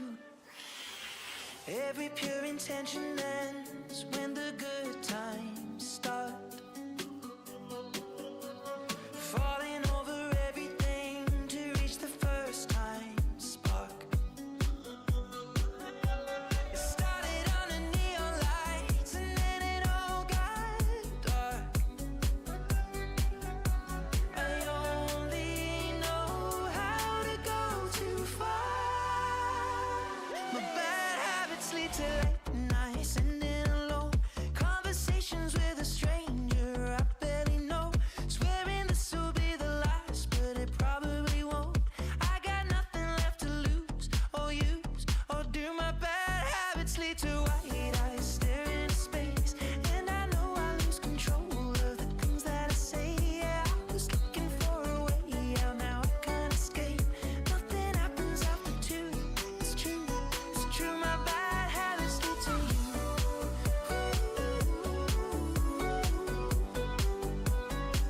My bad habits lead to you.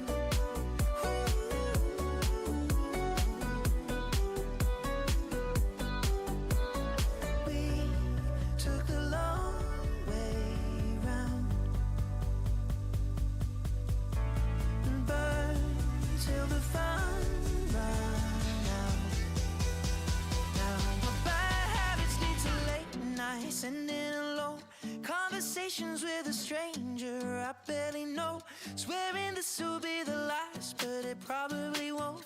I got nothing left to lose or use or do. My bad habits lead to white eyes staring into space, and I know I lose control of the things that I say. Yeah, I was looking for a way out, now I can't escape. Nothing happens after 2. It's true, it's true. My bad habits lead to you.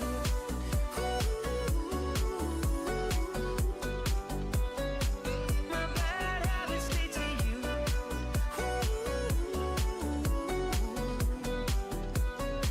My bad habits lead to you. What I love. Hello, I'm Scruffy, and today I'm returning to Hyrule in its largest incarnation to date, The Legend of Zelda: Tears of the Kingdom. The expanded dimensions of its terrain, combined with the wildly open-ended new abilities and quests Link receives, make it so that every player will be experiencing the game differently, solving problems by their own ingenuity and noticing the littlest details to the broadest brushstrokes at their own pace. Today, without any spoilers, I'd like to take the broad view and reflect on an overarching facet of the soundtrack to Tears of the Kingdom that helps it stand out, become memorable, and find its footing in the library of Zelda music. I'm calling it musical main characters. I don't quite mean a leitmotif, which is a passage of music for any instrument that becomes tied to a character or idea by association, even though all Zelda games are full of leitmotifs. By musical main character, I mean a specific instrument that acts as a linchpin and a through line throughout many parts of the soundtrack, kind of like a characteristic spice that you can taste throughout many dishes. And that dictates the overall character of the soundtrack. So it stands to reason that a particularly memorable musical main character might be an instrument outside the standard classical orchestra, or at least an instrument beyond what one might expect in a particular setting. And not all of the soundtrack will be full-on concerto for this and orchestra. The main character isn't always in every scene, or sometimes the main character is the only thing in a scene. This concept has existed before in Zelda games' soundtracks, although perhaps not for the same reasons. For example, there's clearly a musical main character in The Legend of Zelda: Ocarina of Time, the Ocarina of Time. It contrasts from the general orchestral samples used to score the rest of the game, and it pervades the soundtrack with at least a dozen memorable melodies that have become leitmotifs in the Zelda series. But that kind of happened by necessity, right? The player is the one who plays the ocarina, it gives Link the major magical abilities he wields in the game, and the diegetic instrument itself is a major plot point. So, of course it's going to be a musical main character. And some people, myself included, would also argue that a ROM chip collection of MIDI samples on a MIDI synthesizer, colloquially called a sound font, can also become a musical main character. In earlier Zelda games, it was necessary to use MIDI sounds for music that could perform efficiently on console, but there's something about a MIDI impersonation of an instrument or sound that gives it a distinct character, to the point that playing that specific MIDI sound will evoke the game where you first heard it. Composers for those console games would definitely seek out unique, often unexpected MIDI sounds and samples for that reason. But now we're dealing with Tears of the Kingdom, where musical instruments are not part of the plot, and we're on a console with virtually no restrictions on the type of music played. Which instruments might you choose in an otherwise grand orchestral soundtrack to help this game stand out? I've identified 3 musical main characters in this game. I wonder if those of you who have played the game can guess what the most prominent one might be. Ready? It's the piano! A grand piano pervades the whole soundtrack at all sorts of dynamics and registers, just as it did in the previous game, The Legend of Zelda: Breath of the Wild. In fact, it was the musical main character in that game, and a great deal of music from there has just been exactly carried over to here, unchanged and scoring the same locations. But why choose a grand piano? Well, for one, piano has a rich history of application for the sort of loose, cloudy, impressionistic harmonies that we see in these games. Those have been going on for at least the past century and a half. And, if I may, the personality of a piano's sound is also kind of liquid, per se. A professor of mine used to say pianos sound transparent, which is a very apt term. That is to say, there may be physical sound differences between pianos if you listen closely to them, especially as they age, but a clean, tempered sound of a note on the piano is kind of ambiguous on its own. And playing this music with a specifically ambiguous mood as you venture around Hyrule, you really start to wonder how you're supposed to feel, what the music is trying to convey. And I think that's a perfect analog to our protagonist Link, especially in Breath of the Wild. He awoke from 100-year stasis to a world he only barely remembers that has fallen into ruin, and yet there's a faint but certain call bestowing him the destiny of a world-saving hero. And then the game opens up. You could immediately become that world-saving hero, but you could also be an archaeologist, or a treasure hunter, or a master swordsman, or a fisherman, or a photographer, or a humble homeowner, or an island castaway. There's so many paths to take, even if they eventually converge. And the plasticity of piano makes it a great choice to weave into each of them seamlessly. Of course, that's not to say piano can't have character of its own, especially at the extreme ends at extreme dynamics. I mean, all I have to do is begin this passage, even just the first note, and anyone who's played Breath of the Wild is instantly at attention, head swarming with imagery. That a piano can do all that, across 2 games even, is the mark of a musical main character. And now let's move on to our supporting cast. The first one I'd like to mention is a very unusual sound: reverse choir samples. It's not used as often as piano, but it immediately has a more defined character, wouldn't you say? A creepy one at that. It's not as applicable in many situations, so it's powerful in a few. These samples of mixed choirs are reversed, or at least a slow attack into a sudden release gives off the impression of a reversed sound. And they seem to mainly score 2 types of encounters, both related to the mysterious mythology of Hyrule. Right from the beginning of Tears of the Kingdom, as Link and Zelda descend deeper below Hyrule Castle, you can hear a melody of these voices adaptively crescendo. And you'll hear them later on in the spookier, deadlier, more gloom-ridden combat encounters in the game, but for spoilers' sake, I'll leave it at that. These are the voices surrounding the Demon King, Ganondorf, the sound of the Scourge of Hyrule, similar to how the previous game introduced reversed piano as the influence of Calamity Ganon. Getting surrounded by these unknowable voices across the stereo pan, at least in my experience, is a fair bit more unnerving, so it makes sense that these voices are reserved for him. The other type of reversed voice you'll hear are these soprano voice samples, employed as a voice for the Zonai shrines you encounter. The same sound source, the same reverse effect, but presented in a context that can put the player at ease. In fact, given that each shrine message comes with a few of these vocal samples and a background of Zonai runes, it's neat to infer that these messages are being sung to you. All in all, ever since the first trailers for Tears of the Kingdom, those reverse vocals became musical characters that really helped this game stand out. And now, the final musical character I've noticed is sometimes subtler, but such a lovely, fascinating choice for a Zelda game: alto saxophone. Once again, I'd argue that the sax has inherently more character than an equal note from the piano, just given that breath goes into it, determines how loud it gets when it starts and stops. You won't get the exact same sound twice, and why would you want to, when you can get such a huge variety of sounds out of that one instrument? That said, most of the instances of alto sax in Tears of the Kingdom keep it on the softer end, without ornamentation. Sax takes over with support from other woodwinds when you're exploring the Sky Islands above Hyrule. It mainly plays these long, soft tones in the sweet spot of its range, and as is usual when you put woodwinds together, they blend beautifully. But then the sax gets more of a spotlight when you're transitioning between ground and sky.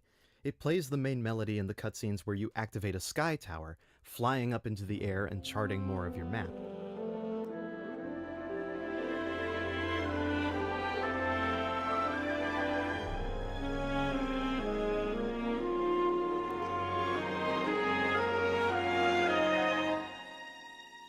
And it offers small, nimble gestures during the dynamic looping music that cues whenever you're skydiving.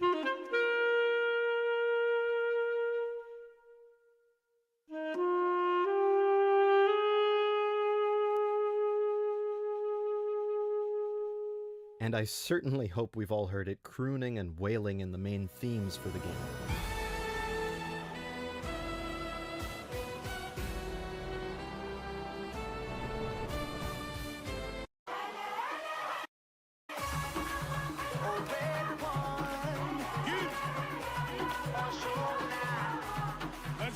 Hoy mi gente viene aquí a celebrar. Todos nos vamos a quedar hasta el final. Digan si sienten el amor que quieren dar. Como una ola que nadie puede parar.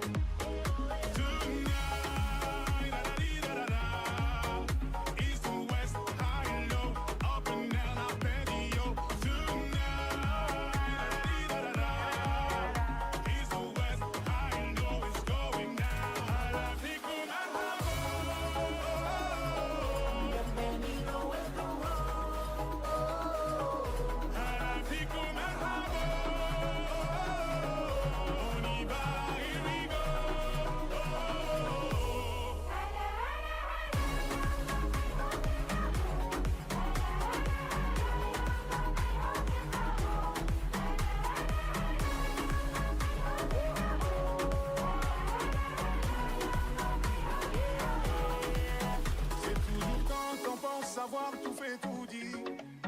puisque le bonheur est dans des choses bien plus subtiles. De bon augure comme un salam ou un sourire. C'est évident qu'on atteindra le toit du monde de tous unis. Tonight, east to west, high and low, up and down, up and yo. Tonight, east to west, high and low, it's going down. Hala fikum merhaba. Bienvenido, welcome home. Hala fikum merhaba. On y va, here we go.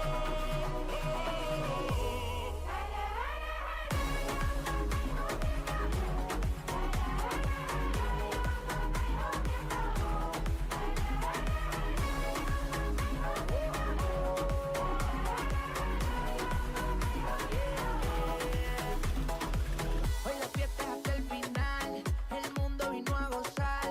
La copa siempre es el sueño, viviéndose aquí en Qatar. La gente bailando no para, un gol, un penal que cambió el panorama. El juego, la fiebre, viviendo en tu sala. El deporte, la música, dime ahora quién lo Garde un para. souvenir de moi, j'ai fait des kilomètres, les yeux pleins d'étoiles, avec la main sur le cœur.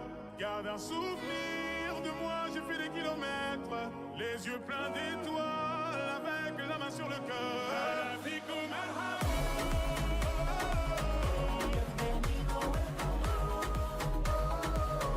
Hala fikum merhaba.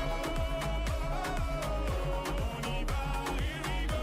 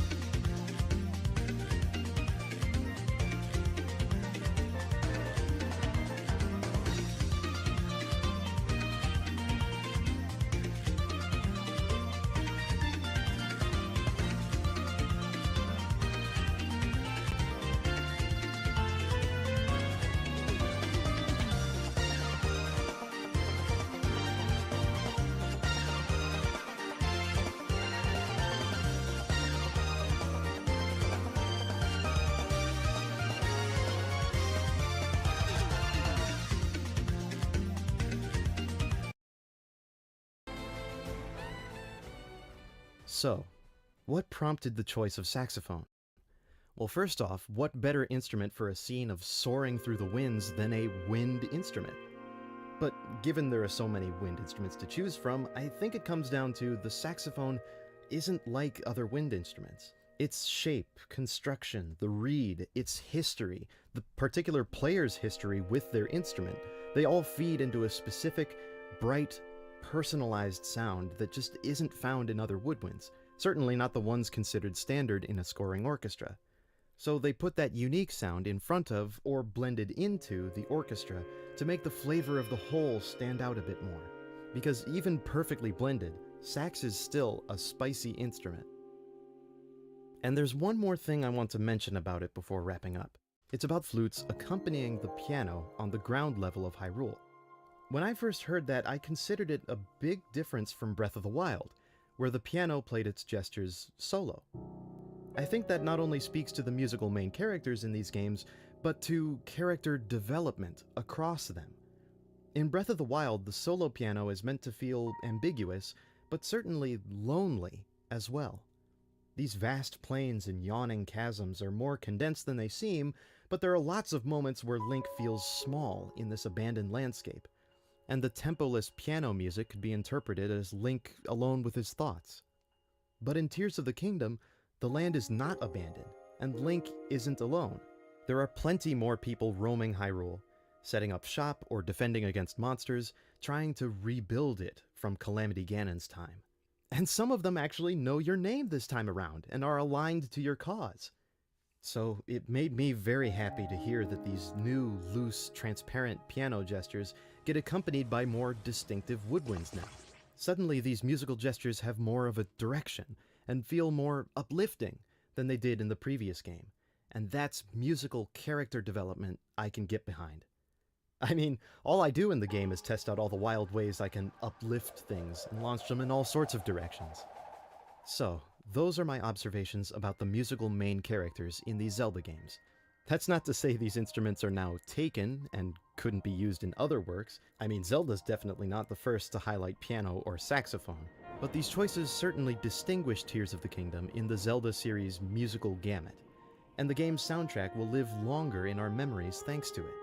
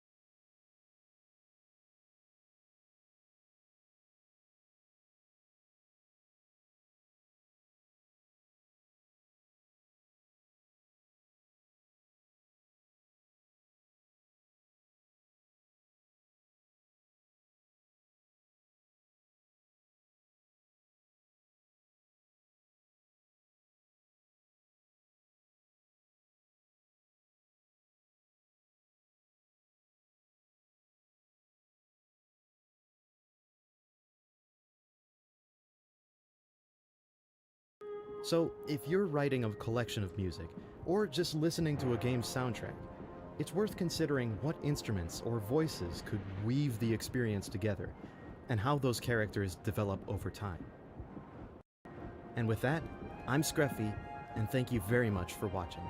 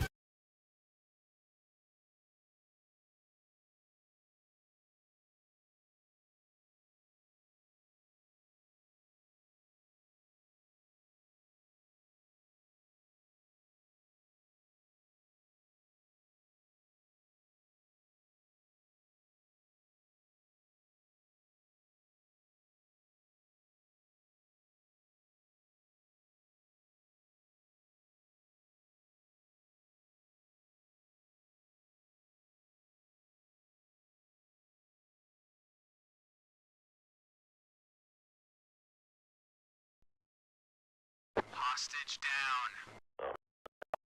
We don't have. Yes.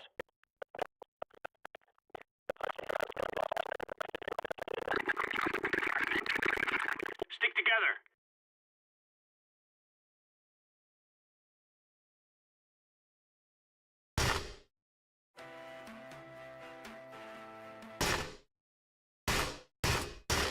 You're almost to the objective. They never had a chance.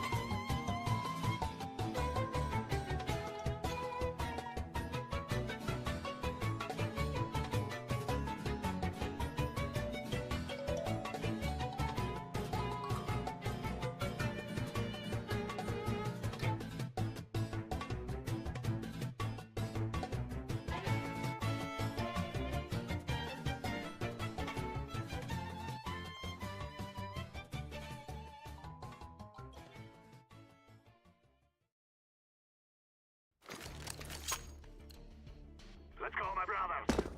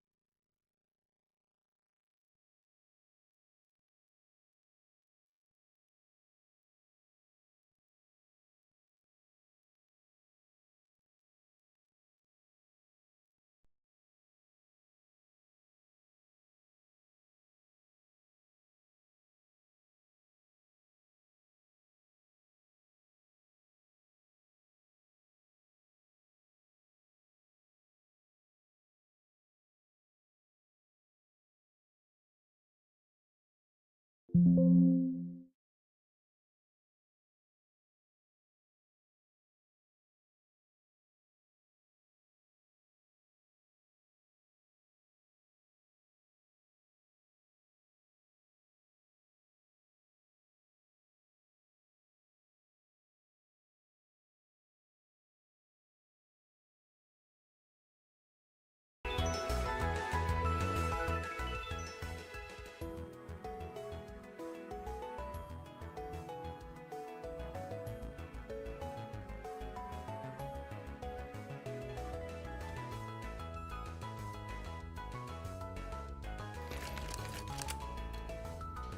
is easy. We kill them, and then we go home.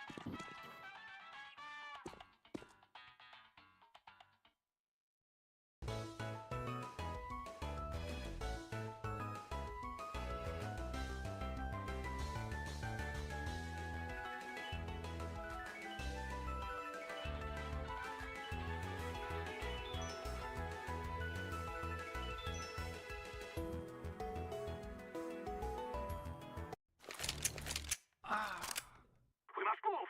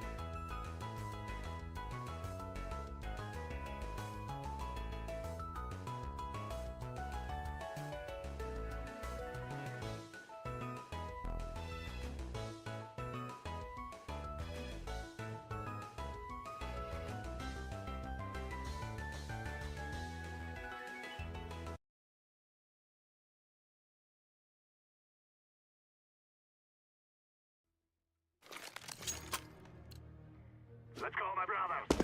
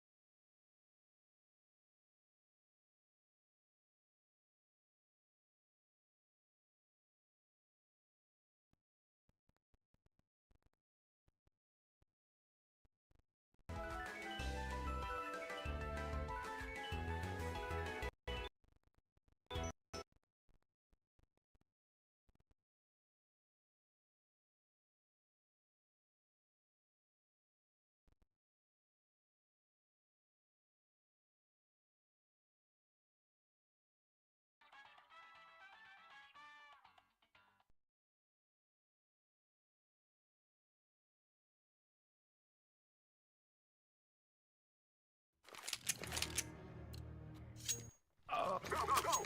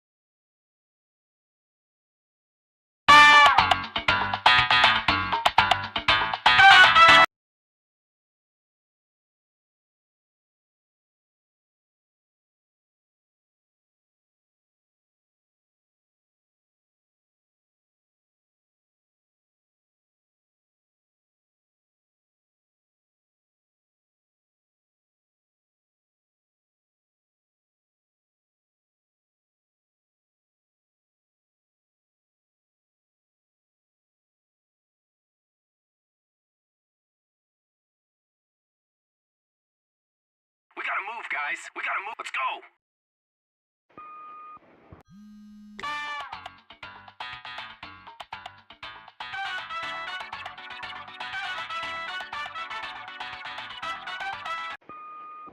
Chase Turner was a friend to many of us, and a protege of mine. I take no joy in his death, but he had to be put down. We mustn't dwell in the past, but look toward the future.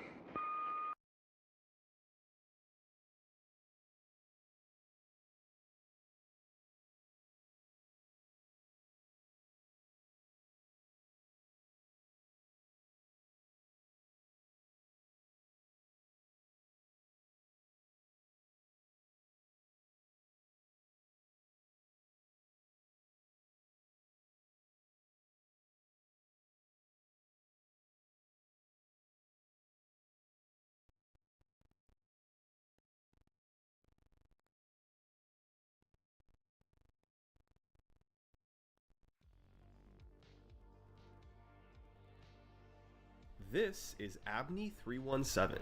He's speedrunning Mario Kart 64, specifically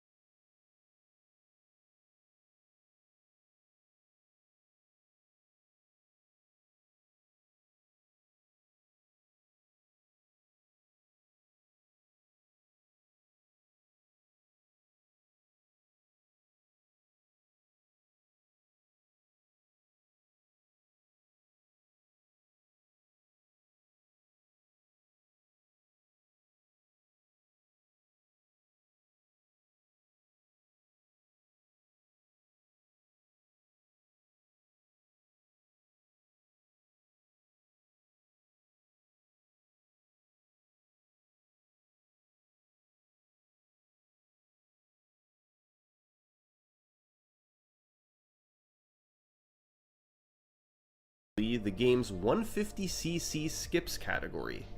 It involves racing through all 16 tracks as fast as possible, while allowing you to perform any of the game's numerous shortcuts.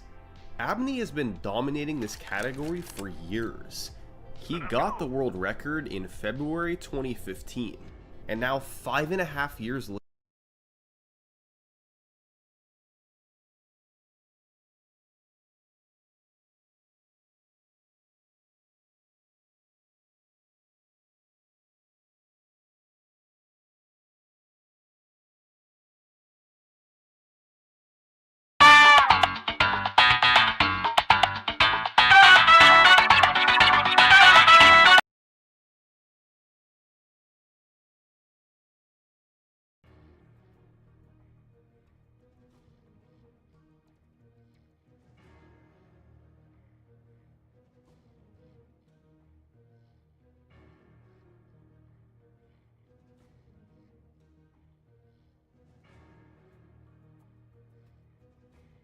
later, he's still never given it up.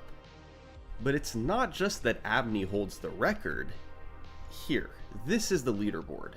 We see some times in the 28s and high 27s, and unsurprisingly, ahead of them all is Matthias Rustemeyer with a remarkable 27:06. And then there's Abney, making a joke of the competition. This was how the category had been for the better part of a decade. And a big reason why is because during that time, hardly anything new had been found. Mario Kart 64 had established shortcuts, many of which had been discovered literal decades ago. There'd been a few minor improvements, but by 2020, there'd been nothing substantial for years. Sure, every now and then a random internet user would claim to have found something, but there was always some issue. It didn't actually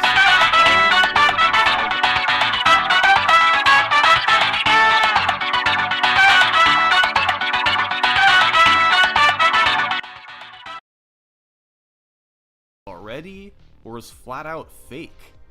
So, with no improvements, Abney was able to dominate. Nobody could catch up to him without new strategies. And this brings us to August 2nd, 2020.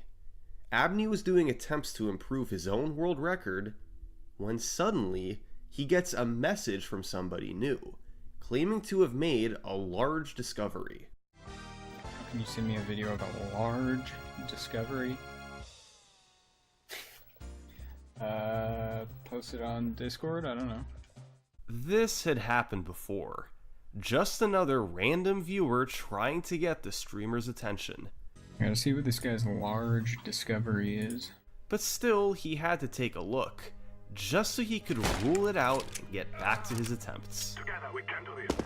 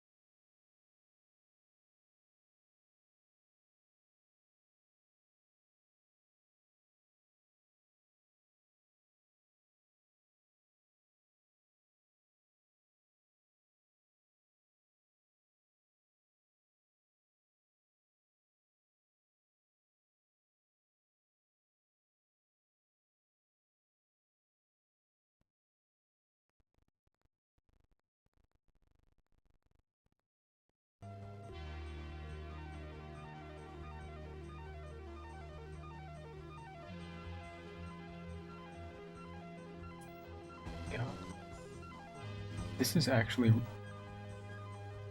Holy cow. This is an actual new shortcut.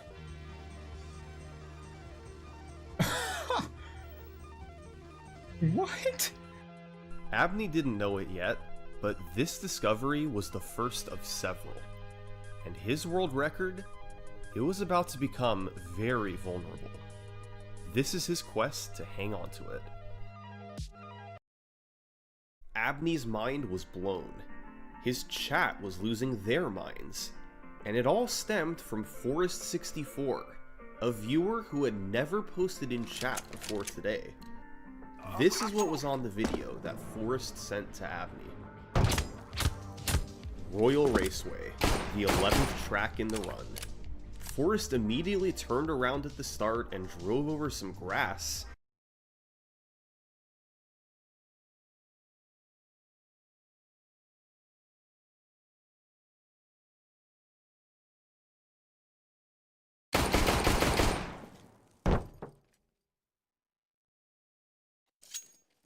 We'll make them regret this day.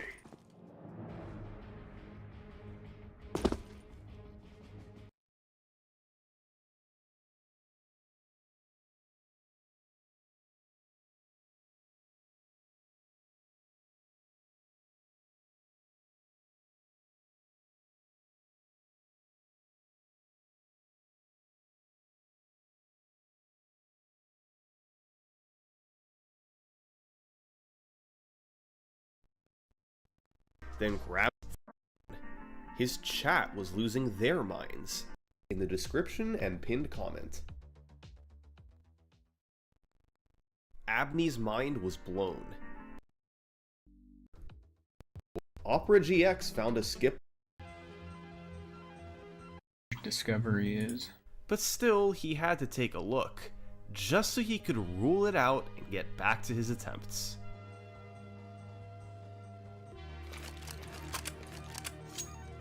Let's call my brother.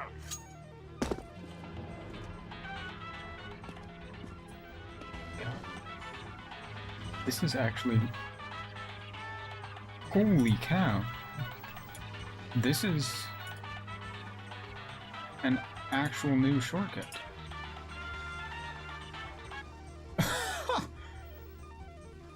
What? Abney didn't know it yet, but this discovery was the first of several. And his world record, it was about to become very vulnerable. This is his quest to hang on to it. Abney's mind was blown. His chat was losing their minds.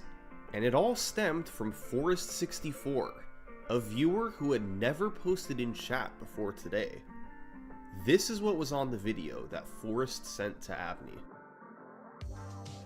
Royal Raceway, the 11th track in the run. Forest immediately turned around at the start and drove over some grass, then grabbed an item, triple red shells. He then drove back across the finish line and carefully positioned himself. He fired a red shell, precisely drove into it, and was launched on top of the wall. Lakitu set him down behind the finish line, and the game counted it as a lap. Forest repeated this twice, skipped 2 more laps, and just like that, one of the game's longest courses was finished in just 1 minute. Royal Raceway did have shortcuts before this, but they were relatively minor. You'd typically finish in about 1:40. So as soon as Abney saw this video, he knew the run was changing forever. Perhaps even more curious than the shortcut itself was the guy who discovered it. He was simply known as Forest64. Yeah, some random dude in the chat just found it. In the past, when shortcuts were found, it was usually by an established expert, either a tool-assisted speedrunner or a player with thousands of hours in the game. But Forest? Nobody in the community had heard of him before. Well, Forest first played the game in 2017, but didn't submit his runs since he played on Wii U Virtual Console, which was banned. He began tassing the game for fun and became an expert on how the game's shortcuts worked. He was perfectly happy staying in the background and not interacting with the community.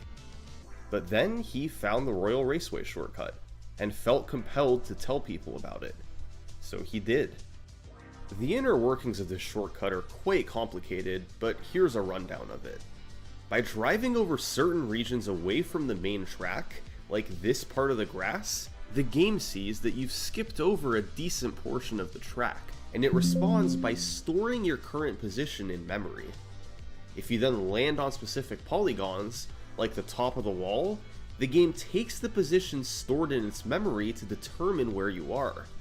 So, Lakitu sets you down near the grass where your position was stored, the game thinks you've driven a full lap, and you can drive forward to complete it. This was a miracle. Look, random people claim things all the time on the internet, especially when it comes to speedrunning. But this random guy, Forest64, had actually found something.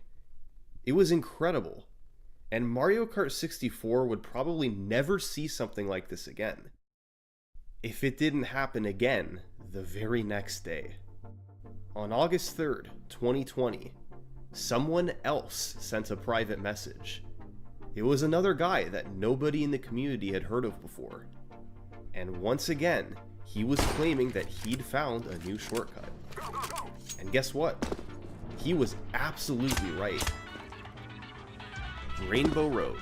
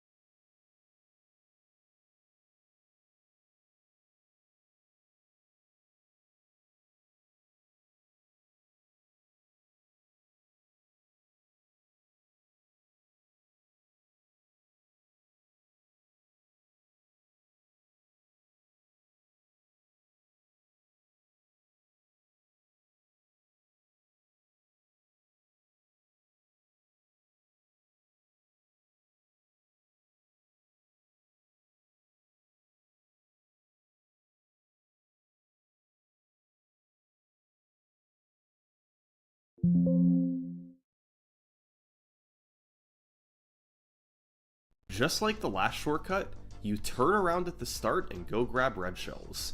You then drive forward and stop next to the finish line. By firing a red shell behind you, then driving into it, you tumble over the edge in front of the finish line. After you fall for a while and stop tumbling, the game actually lets you back up in midair, and you can cross back behind the finish line. So, when Lakitu brings you back, you're behind the finish line, and the game gives you credit for having driven a full lap. The guy who discovered this one is named Gary.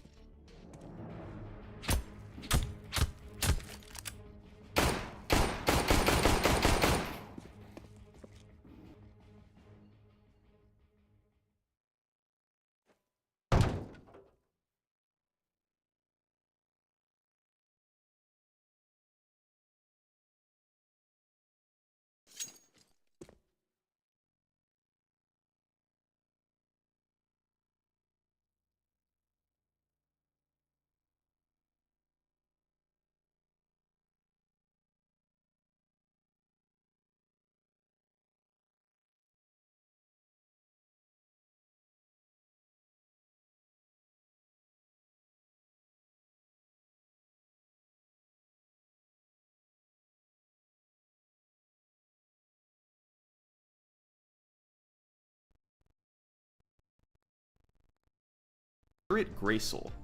He apparently found it one day back in the 90s, when he knocked his friend over the edge with a red shell and the game gave him credit for a lap.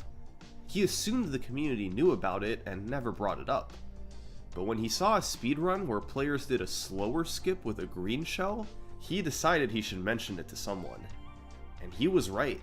His red shell skip was faster by a solid 30 seconds. It had been decades since an outsider had found a new shortcut. Now, by sheer coincidence, it had happened twice in 2 days by 2 separate people. We can do this. But while Garrett's shortcut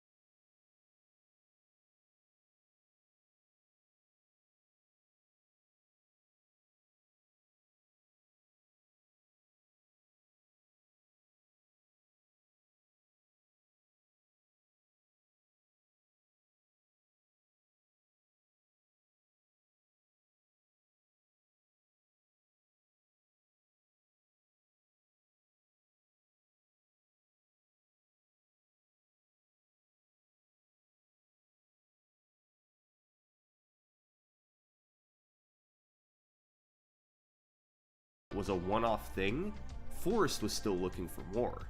And over the next few days, he'd come up with yet another one, this time on Toad's Turnpike. The setup is a little too complicated to explain here, but it involves a lot of getting stuck in the railing and driving over the grass next to the track. The end result is being able to hop into the railing next to the finish line and skipping a lap each time. 45 seconds on Royal Raceway, 30 seconds on Rainbow Road, and now 55 seconds on Toad's Turnpike. In the span of a week, more than 2 minutes of time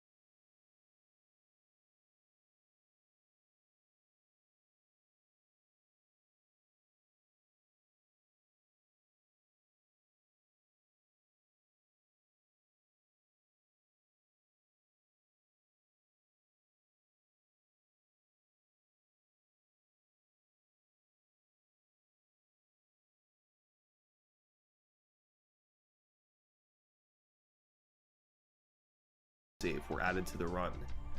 Abney was still way ahead of the pack, but if he didn't take advantage of this, there was potential for these guys to catch him. So, Abney got to work. Despite the massive potential for time save, this still wasn't going to be easy. The Royal Raceway skip was extremely tough. You had to time your collision perfectly or you weren't making it on top of the wall. Still, the world records started to pour in. 25-29, then 25-25. 25-25. On September 7th, Abney had his best chance yet, a potential mid-24 minute run with 3 courses left. But standing in his way was Yoshi Valley. If you get a speed item like a mushroom or star, you can jump over the fence and hit a seam on the wall.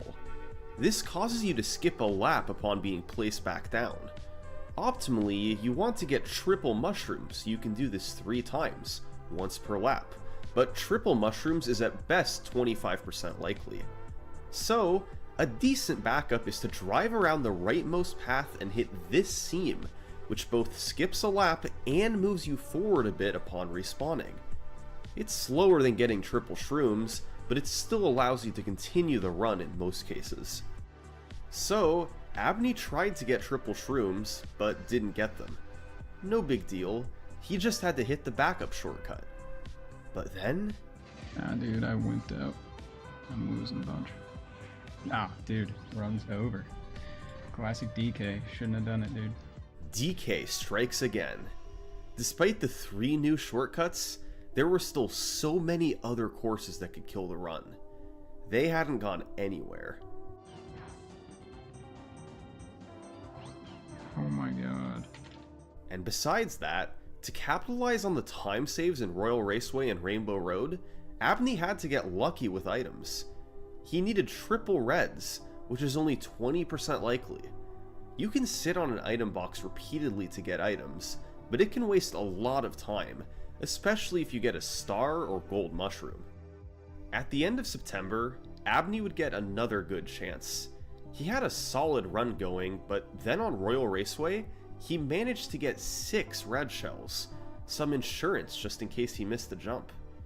But he ended up going 3 for 3, getting a half-minute time save. Nice! Let's go, dude. Oh my god, I'm saving a ton of time. Here we go! The next few courses were pretty standard, although falling in the water on Banshee Boardwalk cost a few seconds. And so, he entered Rainbow Road with a sizable lead. He needed to get red shells quickly and avoid big time wasters like a star or gold shroom. Nice. Well, I pretty much have to get reds next item or it's kinda dead.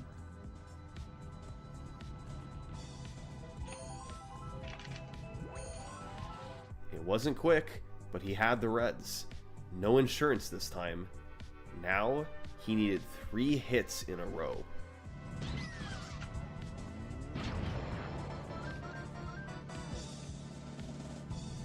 Oh my god. Crazy. 2509. This was the biggest cut off the record since 2017, and despite having obvious slowdowns, it felt good to make progress. Looking at the leaderboard, there was still no real threat to Abney. Climate had moved into 2nd place, but he was over 1 minute and 40 seconds behind. So, Abney decided to take a break, resting assured that his world record was safe. Or was it? There was now a little bit of competition. Neither runner was that close to the record, but they were closer than anybody had been in years. In 3rd place was Samek, just over 1 minute away.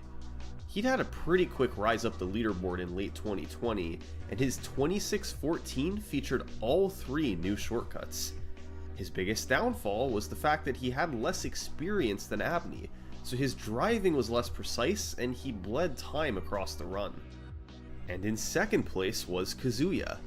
His rise was a little more slow and steady, but it ultimately led to him being the second to get a sub 26 minute run. He could also drive a little bit quicker than Samek, but it was still a disadvantage compared to Abney. Kazuya and Samek were mainly in a battle with each other for second place, but they were close enough to make Abney return to the game, knowing there was still plenty of time to save. And on his first session back, Abney got on this run.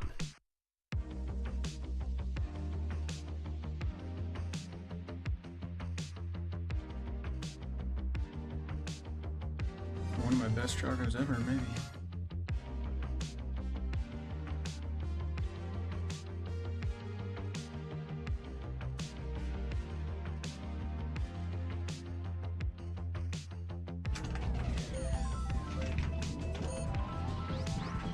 God. Oh my god. Oh dang, is this 24? Yo. No way. 24:58. This was the first minute barrier broken in nearly 4 years, and it was all possible thanks to the 3 new shortcuts. Rainbow Road and Royal Raceway were nearly perfect, and Toad's Turnpike saved a bunch of time too. This gave Abney some breathing room over his competitors, but he knew there was still work to do. Take Mario Raceway, for instance. This is another course where you want to get triple red shells, so you can launch yourself over the wall on each lap. But in this run, it took Abney over half a minute until he could finally get them. So, Abney knew he had to keep going. He had just cracked into the 24s. Now, he was going to see how low he could take it. About a week later, Abney got on a run with a perfect Toad's Turnpike, thrusting him into the lead. He bled a bit from missing jumps on Choco Mountain, but then it was time for Mario Raceway. Abney could save a big chunk of time here, as long as he could get red shells and avoid items like stars. No. No. Why? Right, reds. Oh my god.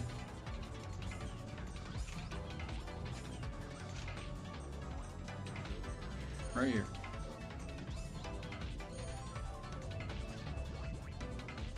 Despite disastrous luck, he still gained a tiny bit of time. The run continued to be up and down until he reached Yoshi Valley. Oh my god. With triple shrooms, Abney was able to enter Rainbow Road over half a minute ahead of the world record. He just needed to get red shells. Dude, I'm just going. Blue shells are interesting. You can do the shortcut just like you can with red shells, but you can't get 3 of them at a time. Oh my god. Alright, 1 blue. Ripped this run. So, now he could only do the blue shell skip once. Then he had to go back and do the slower green shell skip twice. This was going to be close. Oh. It's too late. It's gotta be too late, yeah.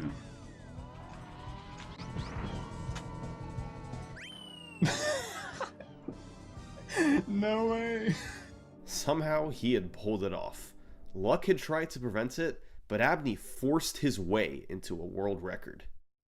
And as impressive as it was, this run would be totally irrelevant by the next day.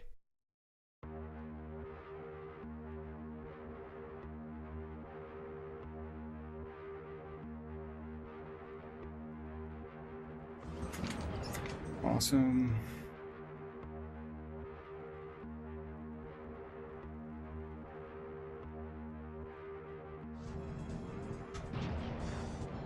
Perfect special cup. 24-19. Oh man. That is a nice record.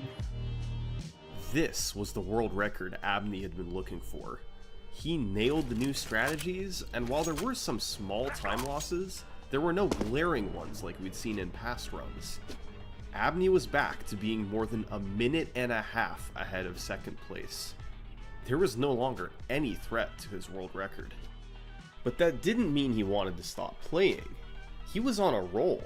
All these improvements came in the span of just 1 week. And while the world record was solid, there were still time saves to be made. So, Abney pushed onward. And a few days later, he had a run that got off to the best pace of his life. This run's crazy. Oh man. This was mostly thanks to Calamari Desert. This course features 2 major shortcuts. The first is actually an intentional one from the developers. Kind of. If you drive most of a lap normally, then go into the tunnel and activate a star, the game extends the finish line into the tunnel and counts a lap. It was meant to be an Easter egg, but speedrunners found a way to abuse it. You can drive into the tunnel from the opposite side at the start of a lap, then turn around and activate the star. It counts as a lap completion in a fraction of the time. The other shortcut also involves driving into the tunnel. You take either red shells or a blue shell and knock yourself over the fence, skipping most of the lap. Now, both of these shortcuts save big time, and ideally you want to do both. That means getting red shells, then grabbing a second item and having it be a star. But getting triple reds is 20% likely, and a star is 30%. So you've only got a 6% chance of getting the magic combination. But when you do get it right away, it saves big time. So, Abney kept playing this incredible run, and after quick triple reds on Mario Raceway, he had a nearly 40-second lead. But then he entered Royal Raceway, once again needing triple red shells. Nope. Let's go.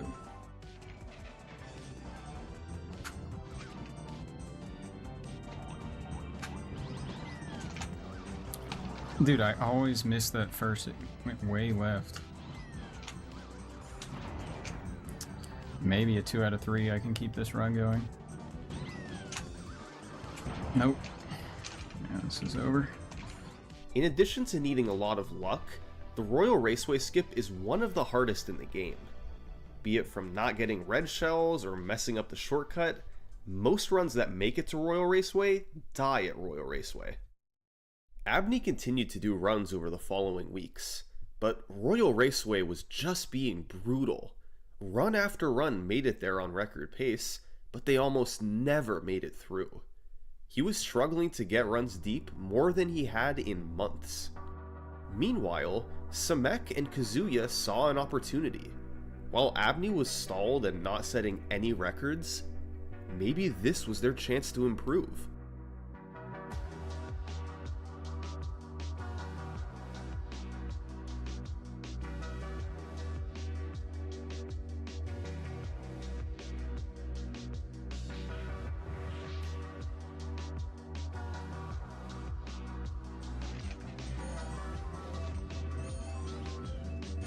Ah, dang it. No. Dude. No. Dude, why? Not even a chance.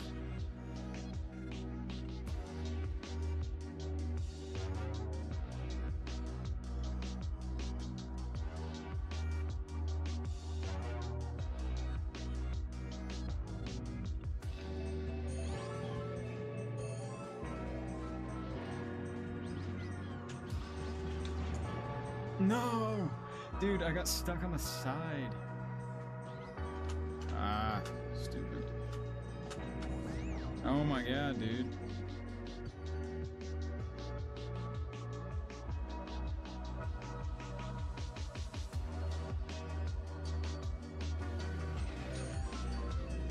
Oh my god. Oh my god.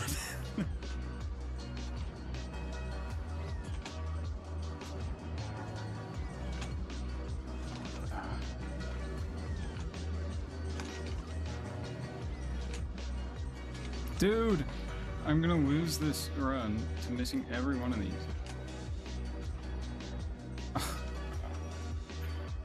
Oh my god. The gap had closed.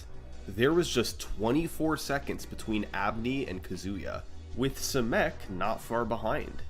Kazuya had turned into a remarkably consistent player, and he was doing the impossible. He might have a shot at getting this world record. Well, Abney had no choice but to keep trying.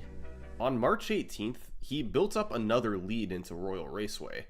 Not as big as some previous runs, but still a comfortable advantage. Step 1. Acquire red shells. Oh my god. That was easy. Now, he had to hit them 3 out of 3. No margin for error.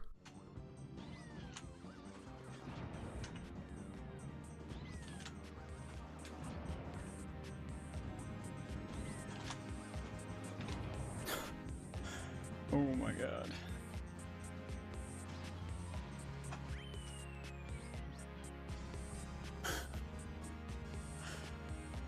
It's about time. It was officially on. Abney took a 36-second lead into the Special Cup. 4 courses separating him from a big world record.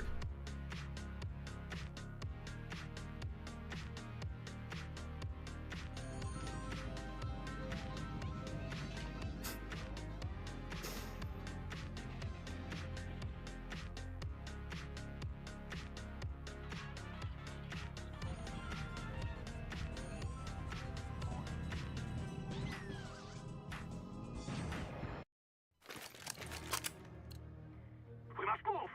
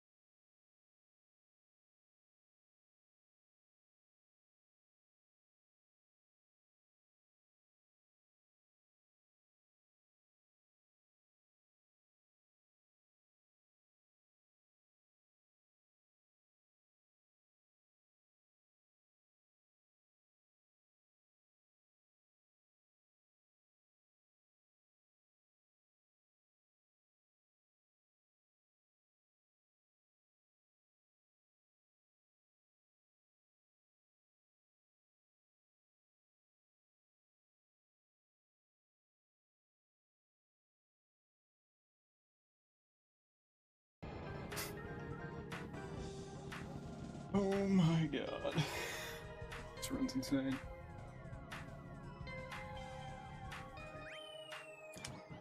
$23.52. Oh my god. The first run under 24 minutes, and it had a lot going for it. A strong opening, followed by 3 out of 3 on both Royal Raceway and Rainbow Road. Once again, Abney now had a big separation from second place. Despite a massive effort, Kazuya was back to being nearly a minute behind. Now, it was Samek's turn to make things interesting. Nice. Let's go. In April 2021, Samek made a major push to lower his personal best. He did thousands of attempts in the span of just weeks, and he quickly saw results. It all came to a head on May 13th, 2021. He had a standard run going out of Frapp Snowland, but after 3 out of 3 hill jumps on Choco Mountain, he took a big lead. Nice. Another perfect Choco Mountain. Wow. So, entering Royal Raceway, Samek had a great opportunity, as long as he could hit this 3 out of 3.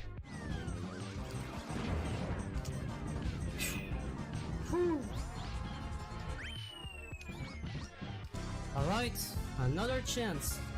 With nearly everything going his way, the only thing that could make this better would be getting triple shrooms on Yoshi Valley.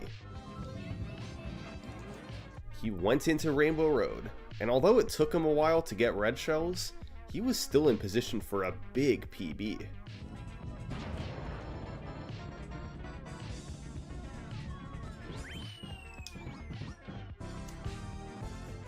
Just like that, Samek had swooped into second place. He suffered from slower driving compared to Abney, and took a while to line up a few of the shortcuts. But this was still a really clean second place run. Now, they were still far away, but Abney now had 2 competitors that were closing in. It'd be helpful if he could gain a bit more separation. Well, there was one thing he could do. A few months ago, Forrest and another tasser named Weatherton had been looking into ways to go through walls. For a proper explanation on how wall clips work, check out this video from my arch-rival Bismuth. Most wall clips are extremely precise, and aren't viable for a full game run. But one day, Forrest had an idea. If you have enough speed, you can clip into a wall and touch the surface behind it. On Luigi Raceway, this means you can start in front of the finish line, then clip into the wall and touch the other side of the track, which updates your section marker, and finally be ejected from the wall and land behind the finish line. This tricks the game into thinking you've driven a full lap, without having really left the section right around the finish line. You need the speed from a mushroom to do this, so the best strategy was to grab an item, pray it was triple mushrooms, and then precisely set up to ram into the wall 3 times. This is still extremely precise, but it can save about 10 seconds over the old shortcut. That could be just what Abney needed to keep lowering his time. So, while he knew it meant a ton of attempts would die right away, Abney committed to going for it. Meanwhile, Kazuya got back to doing attempts as well. Difference was, he opted to not go for anything new on Luigi Raceway. It would lose him some time, but it did mean he could get more runs going. And with all the difficulties and randomness that comes later in the run, playing it safe on Luigi Raceway wasn't such a bad idea. Still, Abney had a big lead over Kazuya. Was this finally the time he could put the record away for good and stop worrying about losing it?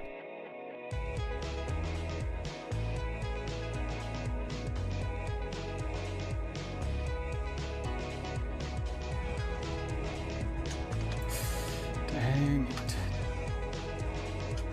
God dang it, dude.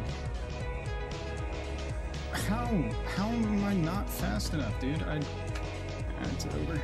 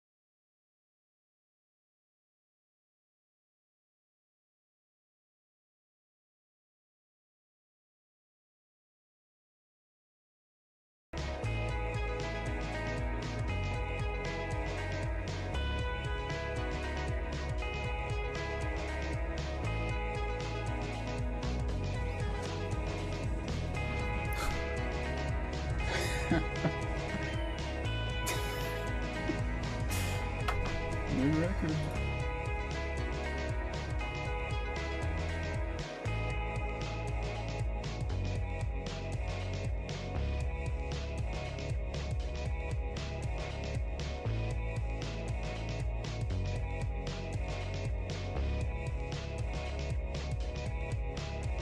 There was no denying it.